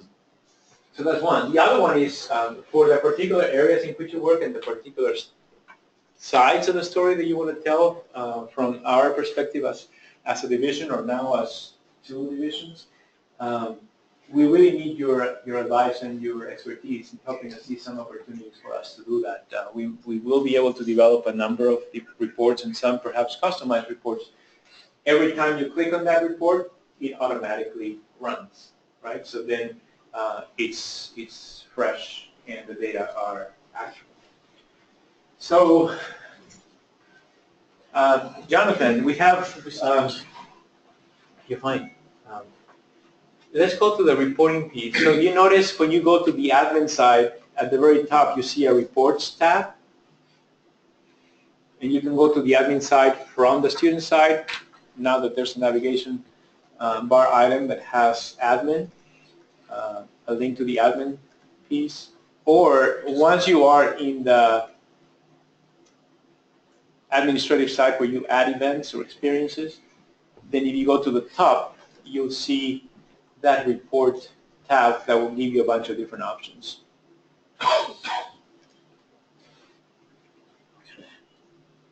Just something to note, this is all behind the shibboleth, so you see it says login as you will manage. I actually have multiple accounts I use for testing. That should show your name. So you should know that these menus are customized, and there's a couple of levels of administration. So, like this account isn't showing all of the reports. There are actually some higher level reports that are more restricted, and that's just based on whether they have like attendance data. If there's actual 95 numbers in the report, then we try to keep those more secure. So depending on your level of access, and we can change that very quickly if you need access to all the reports. Depending on your access, this list of reports might be different. So what we're looking at here is sort of a medium level of admin reports. A couple of these are good starting places for, say, event facilitators, if you're looking for every attendance report at the end of the time. So, yeah, they show the opportunities by outcome, the participation by outcome, and then the end year summary. So opportunities by outcome. This shows opportunities, meaning experiences. And this just shows what experiences have been put into the system based on what learning goals are associated with. So if an experience has 3 learning goals, it'll show up in all 3 of these. So that's why the totals might not necessarily, the total of all experiences might not be the same as experiences by learning goal. There's a little bit of extra information about the learning goals just on this report, but it's very stripped down, very basic. Everyone should have access to this one. Something to notice, all of these reports have report settings. Most of them at least have a date range that you can modify if you're just looking for the last term.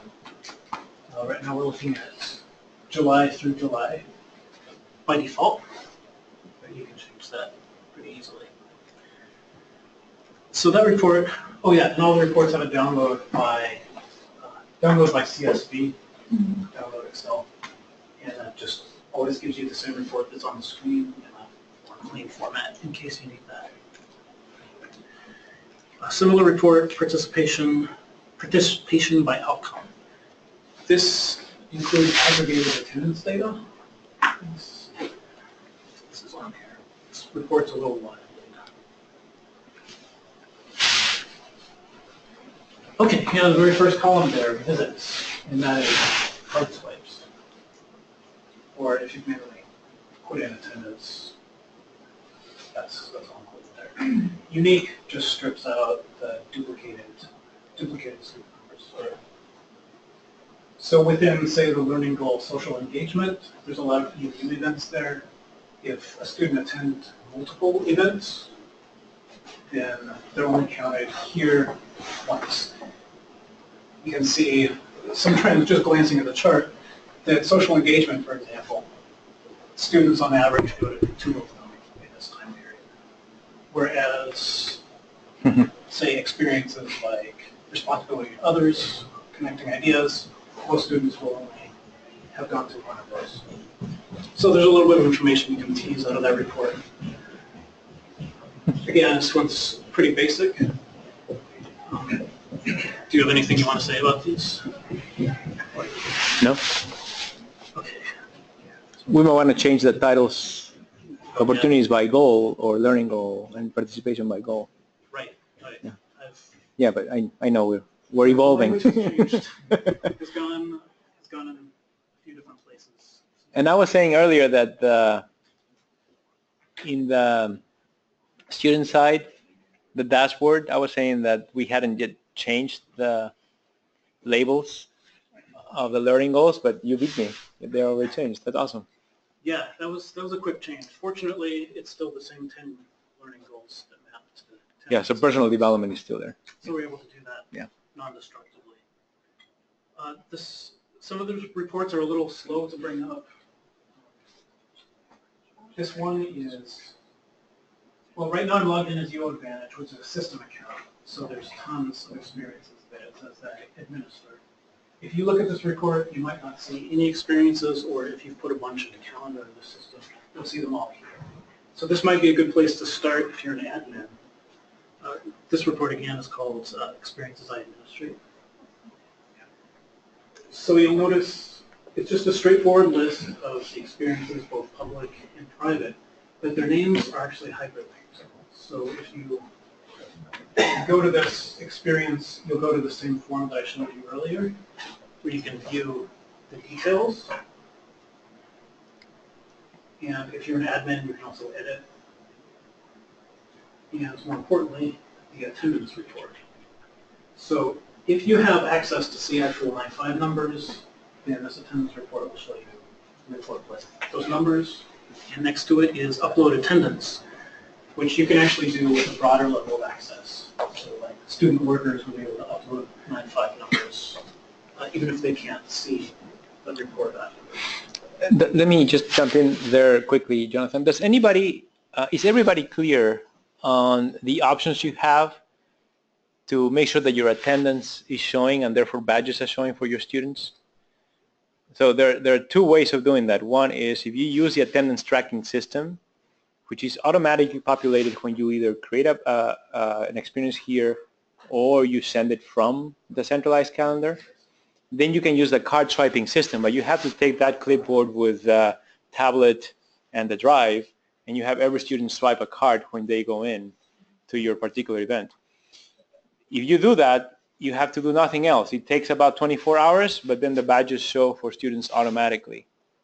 If you decide to either use a system you have to collect attendance, even with a card swiper, or there are scanning devices, right, that you can use, or you also just have an Excel sheet, or you have a sign-in sheet, whatever is not using the attendance tracking system and the card swipes that the division provides, then you at some point would need to input 9.5 numbers for your experience to tell the system what students should earn a badge.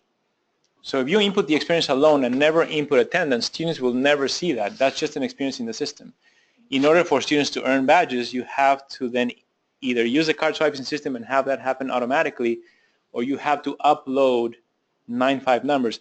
Now, I am incredibly impressed with how easy Jonathan has made it. You just simply copy and paste 9.5 numbers, or your whole row of 9.5 numbers, and whatever format they have, that automatically makes those students earn badges, but you have to do that if you're not using the card swiping system. Does that make sense to everyone? Which system does Student Life Assessment Office have access to the 9.5 numbers? So can they pull the 9.5 numbers from UAdvantage for our experiences if they want to run reports for us? Of course, yes. Oh yeah, well so now Renee and Brian have become part of the design team, and we were working together on this, and one big thing that we want is to begin to correlate data of what's happening in UAdvantage with retention and with our next destination data and with the number graduation time, just to see what are the points that were impacting the most and the least. Right? Yeah, good question. How does this particular interface, like uploading list 9.5, deal with errors? Well, it's gotten better as we've gone along because it's hard to anticipate the variety of errors that can take place. So I'm thinking like if you're entering in an Excel sheet or like a paper form and then putting it in there, you might get the number wrong. Does it kick back an error to say that doesn't exist or something? If a 9.5 number is the wrong number of digits or something like that, it will report that error. Okay, that's good. If it's a student that doesn't exist, it's not smart about catching that. You can put in like 950000000 and it's out. The test. But yeah, in the attendance report like that, it won't necessarily show a .id or next to that, but it does count that as a non-student. Yeah. Are you going to cover any of the reports that are in here today? Which reports? The, under the reports tab, Yeah, there are a couple more, but are you, which ones are are you you gonna interested go? in? I didn't know what the participation report captures. Oh, okay. I think is that the one we looked at here, participation by outcome? No, Oh. that one. Oh, yeah, these two are. Yeah, we're about to talk about those too. Okay, I'm jumping in, sorry. No, you're fine. That's great. That's exactly what we want. And I'll just mention really quick that this page, there's a little reminder here, this little drop down showing more info and examples. I made it a drop down because no one likes to read instructions all the time. But if you, in case you need to remember what's valid, what's not. These are valid 95 numbers. Dashes are optional. A lot of people have been looking at such, so no problem to strip those out. And there's an optional date. If you leave off the date, it shows you right at the top of the form what the default date will be, and you can change that. So it's just the date of the event. Yeah, so you can input an experience without a date. I mean, there's a challenge with that because then it shows without a date to students. But let's say that the Career Center is talking about career counseling, career advising appointment. If you were to input each one of those in the system, it would be prohibitively expensive in terms of time consumption. But you can input it without a date and then report ID numbers with the date, which automatically populates the badges based on the date that are assigned to those. So you could do you can play with the system in a number of different ways to make it the most accessible to you. And one last thing I'll point out is some people use the thumb drive laser scanners, really nifty little devices. And just at the end of the day, you plug it into a computer and there's a CSV or text file. And if you open up that file, it's this format right here, so there's a little extra alphanumeric next to the numbers. And this is just a reminder that you can dump that data here as well. And this one will process it. It's a very unique format right there. Day, month, year. So this format is also used on the hard swipe system, so you have some flexibility as to what you use this. So going back to the reports,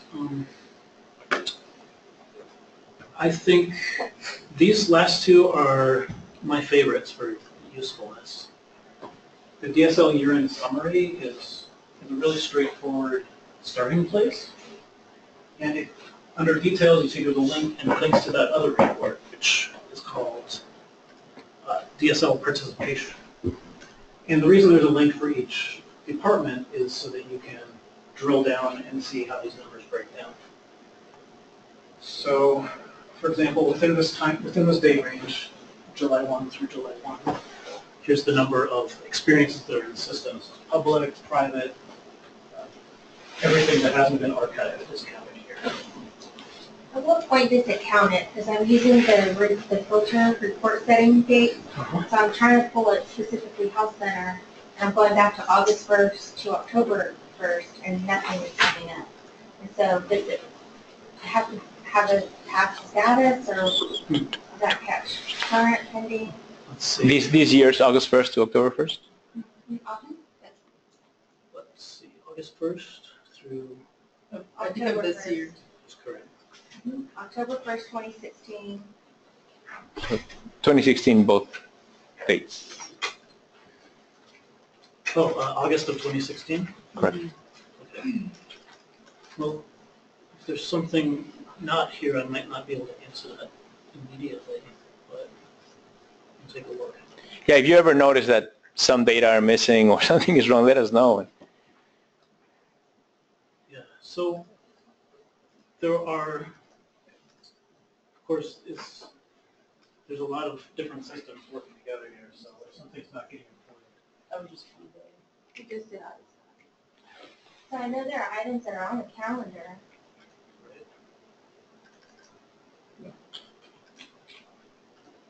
Let's go back to July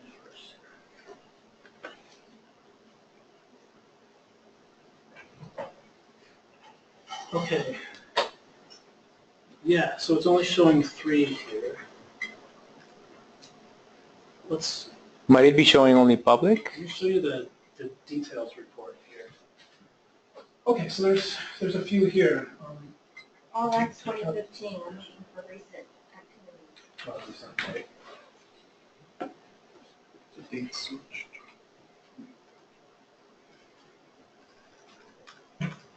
So you can see just the last link that I hit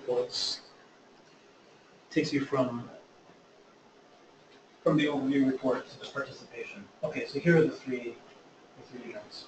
But we have events on the calendar past that date, but they're not pulling up the number. You mean in the centralized calendar, Leanne? Sorry? I know you do. I've seen those come in. I saw them on the calendar. Okay, well, there's a couple of things we can look into, like maybe we're using the calendar as a department list, so maybe that's changed recently. The last few reports just haven't connected to that. So something we should look into. All right, yeah, thanks for bringing that up. Yeah. This report has already served a purpose. Are there any questions about reporting? Yes. Simple question. Is there any way on the department level report by experiences to have a unique column? That way we can see, not just, you know how you have the unique by opportunity? Is it possible to add that column by department? That way we can see per department. Unique by department. Unique by department. Like this report that I just... Yeah, but by department, yeah. We just add unique. Yeah, I do have a unique column there. Oh, here we go. But again, that might not be exactly what you're looking for, since actually computing that is way more complicated than you might think. So if you need a particular count, like unique students versus students and non-students, things like that, we can talk about customizing the report. Is it possible to have totals at the bottom? Yeah, that's where it gets tricky, because what I'm doing right here is unique across all departments, so that total won't be the same as adding those up, if that makes sense. If the same student went to different departmental events, they're only counted once in the last line. So are you looking? No, but even just like experiences, like total experiences per year. Yeah. I mean, or per time. Was that 1284? On the very bottom. Sorry, I'm not currently seeing. Is that Is that what that 1284 is? Total experience? Yes. All Yeah. personnel departments? But unique means something different Yeah. in that line than the other ones. But it'd be nice to have that bolded, because right now, the way I'm seeing it, it looks like a separate kind of. Oh, maybe- God. Maybe put the line above it, just so that's the total. Yeah, that's a good idea. But maybe not include the unique, just because that could be deceiving. Because when I look at that, right now, I say there's about 13,000 unique students that have participated in the Division of Student Life Experiences, but that's not quite true. So maybe just take it out to avoid that data being misleading. Right. Yeah, that's a good call. Yeah. I have had to change that formula a few times already, just because it's so hard to talk about. It's complicated. Okay, yeah, I like that. But at least we could say there's been 1,200 experiences, right, in this period of time. I think that's valid. And also, as we're finding, there can be experiences in here that aren't actually connected to a department. It's the form and the input process allows for that, if it's not enforced. So there could be even more experiences, like maybe the health center experiences. There's something on the import. So those wouldn't show up on this report either. So there could be a good deal more experiences to track down. Can we give Jonathan a hand? Yeah.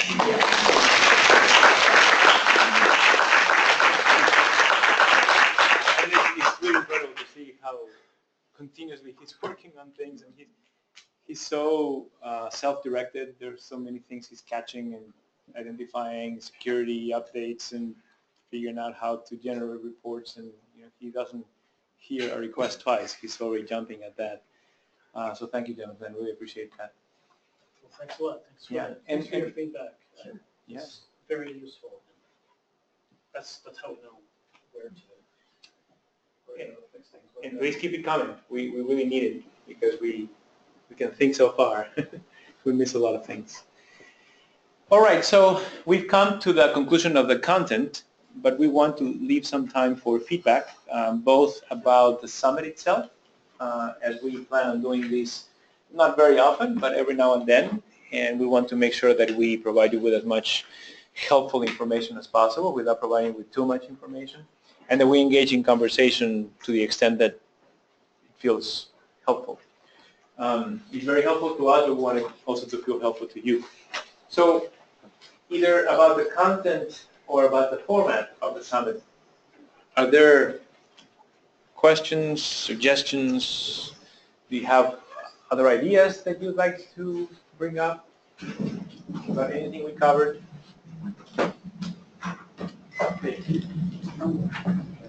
Presentation of the new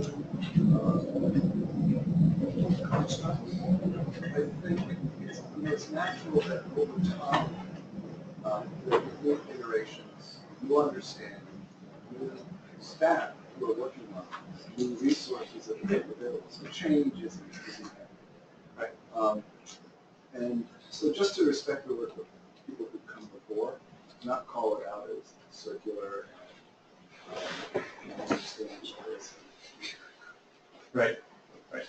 Thank you. Thank you for pointing that out. And we'll make sure not to do that. You're right, it's an ever-changing, it has to evolve. And even if we're in a very good spot, we're likely to really need to be constantly changing because our students change, right? We need to be evolving with that. It's a little bit about the new endorsement, just a comment of, I think it's really great to think about what students are gaining and then going into the workforce and after they're here, how they might use those endorsements. But I also think as different departments, we hire students and we recognize students in student leadership positions and employment opportunities in our own offices. And how do we use this tool so when we're hiring students, how do we encourage them to, are we looking at their endorsements? Are we encouraging them to get endorsements because that might, I don't know, elevate their status when they're looking for a job on campus or in one of our departments. I think in hiring RAs, it would be wonderful to see their gold status or, you know, how would we know that about a particular student? Yeah, and then even putting our heads together about what are we looking for? How do we help students know the things or develop the skills that we need them to have in order to be ready for certain opportunities that we offer? That would be very helpful internally. I like that. And I also think now, you know, thinking about new divisions, what is the opportunity to involve other offices to get their experiences in here as well? Just thinking about introduction leaders and people welcome leadership experiences, fraternity and sorority life. I don't know if that's in the Dean of Students office already. A lot of opportunity. I tell you, Ron Bromholm, he reacted very excited about the endorsement piece. Because he immediately saw some student success, academic side of the world opportunities there. And they've always been intrigued about U Advantage. Because they do a lot of co-curricular, they think of it, right? And the transcript doesn't show it. I know there's been some discussions about the future integration of this information so that other people outside of the division could somewhat have access. And it was mentioned that it would be on the ownership of the students to, you know. Well, unless we're talking about aggregate data reports. And I think that would be something really cool. And I know that the university doesn't quite have a customer relations management software. They have pieces of different things across the institution, but nothing integrated. And it might be really kind of cool to have this information at the aggregate level more readily available. Because I definitely think based on the literature and research on experiential learning showing its predictive nature of impacting student success, I think that there's real value in the work that we do in terms of providing information to other people outside of the division on the value that we add to students' experiences on our campus. I mean, that's what we know from literature. We actually haven't done any analytics here. I think we've done bits and pieces. But I think that the future work, at least from our area, it'd be really cool to investigate that if we do find something. Definitely, that would be a really nice goal long term. That way, I agree. advisors could have that information, because sometimes students, especially our first gen, aren't going to have that help-seeking behavior to just acknowledge that Yeah. they need the help. And Well, so we have tools that could allow us to do, like Cognos could be an option for Yeah. that. Talisma, I Yeah, wonder I've if heard that about would be another opportunity for us to tap into, particularly now that we're even doing this together, right? Yeah. With enrollment management. Yeah, let's keep that conversation going, because I think that would be really powerful. And we're getting there. We have some reports that are really interesting to look at. What else? It's more feedback for the format part. I think because last time I saw Dual Advantage was a couple of years ago. It was not. But the birth is great. I think it's great too. It's very exciting. But for me, I feel like since I haven't seen it for a long time, it will be helping me to see the demo first before we go into the assessment and the measurement part. It makes more sense actually see what the interface look like and what we're doing as playing together, and the options that we can have about how to measure and and not just like feedback for the format. Yeah, that's good feedback. Yeah, we went back and forth in what piece we put first and what piece we put after, but I can see that. I have a question, just to clarify, you may have mentioned this in the morning, but the morning was a long time ago.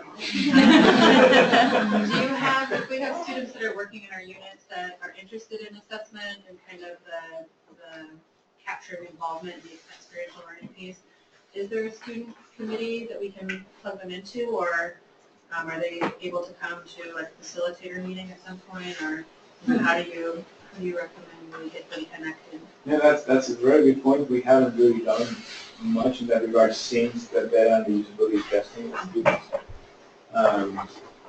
So it would be I think it's perfect timing for us to put together a group that helps us. We reached out, Lauren reached out, and I met with In our department, I mean, I learned so much from them, right? And so I can be plugging along as we go, but I might show up here once and they're like, oh, if you do it this way, right? And so just getting that, since they're the people we're trying to reach. Yes. Thank you. Thanks. What else? I think this is handy. It's the. Oh yeah, the ways to talk about it. Yes. Yeah, and know that part of the success of U Advantage, particularly as for student interaction with it, with the interface, is going to be your ability to share what U Advantage is and to integrate it into your services. So as you're working with students, whether you're presenting or you are training or you are meeting with them one-on-one, if you help them see how U Advantage integrates with what you're doing and how it integrates what you're doing integrates with everything else through the lens of U Advantage, it's going to be so much more powerful than us marketing and sending messages out and whatever it may be. That takes you knowing what wording to use in order to talk about the co-curriculum and to talk about the tool. And this is hopefully something that will help you have the necessary wording. What's your 15-second commercial? When you have that 15 seconds in passing to just tell another what UO Advantage. Another student or another staff? Staff, student, anyone in passing, you've got 15 seconds. Go. I appreciate all the time. Sometimes I have just a few seconds. I don't have an opportunity to have a full conversation about it. So we usually have this monitor at the computer first that is showing you Advantage, and then you have students walking by. So you have literally about 15 seconds to capture attention. And what I tell them is, do you want to make sense out of all the things that you're doing outside of the classroom? Right. Well, here's this tool that helps you align every single thing you do, or most of the things that you do, with certain learning goals that we're trying to help you achieve. And then sometimes say, thank you. They go and say, oh, tell me more about it, and then I can show them. So that could take 15 seconds and get you somewhere. But I think, to me, the core is what Courtney was mentioning, the making sense or making meaning out of the experiences. Students struggle with that. Even students who are, Robin tells often that story about the ASUO president who had done everything, including that, which is incredible, and was struggling to tell her story or to identify what she could say. And we have an opportunity with this co-curriculum and interface to help students accomplish that. Thanks. I think for the future too, it would be helpful to see what the deliverable is for students. For example, if a student goes through and they're graduating, they have all these experiences, is there a way they can print that out or translate that into resume form or to go in with their resume? I don't know if there's like a deliverable for the students. You mean aside from the functional resume? Yeah. That they can. Well, there's another. If you notice in that page, one tab at the top is the functional resume. The other one is a chronological one. Okay. Yeah, so it gets them to the more traditional kind of format. Mm-hmm. I mean, the challenge is that it lists everything. They still can edit and change and all that. And we didn't necessarily design this tool to be a resume builder. Okay. But more a translation tool, and I like the concept of the functional resume because it prepares students not only to potentially have a document, and many employers are excited about, not all, but about a functional resume. But more than anything, now I know if they ask me, what are your top strengths, or what are you all about, what have you been doing at college? Boom, boom. I have my 3 top areas of activity, and soon we'll have another version that's based on the areas of competency. So wherever they have the most stars, that's what we show first. So we're hoping to help them synthesize all the experience they've done in like 3 buckets and be able to talk about those with experiences that they can share within each of those. But it's an interesting thought to figure out how to link it to resume development. We already do that at the center, right? In terms of someone coming to us saying, I need to work on my resume, well, let's look at your event and see where you are. That makes sense. I also think, Anna, that was an excellent idea. If, as we change the culture, if we start saying, submit your U Advantage record with your job application, I think that's a fantastic way to help students also realize or to us give it some more weight and some more value as well. Yeah. Anything else? Well, I know how challenging it is to think of being somewhere from 9 to 2. So I'm really, really appreciative. And the whole team, I'm very appreciative for all your involvement, and I know that we all are very appreciative of your participation, of your involvement, of your input and feedback. This is a student life, student services effort so far, and it will only be the most it can be if we're all doing it together. So thank you for being here and for your involvement. Let us know if you have any additional questions. Survey will go out, and please don't be shy. Let us know what you think.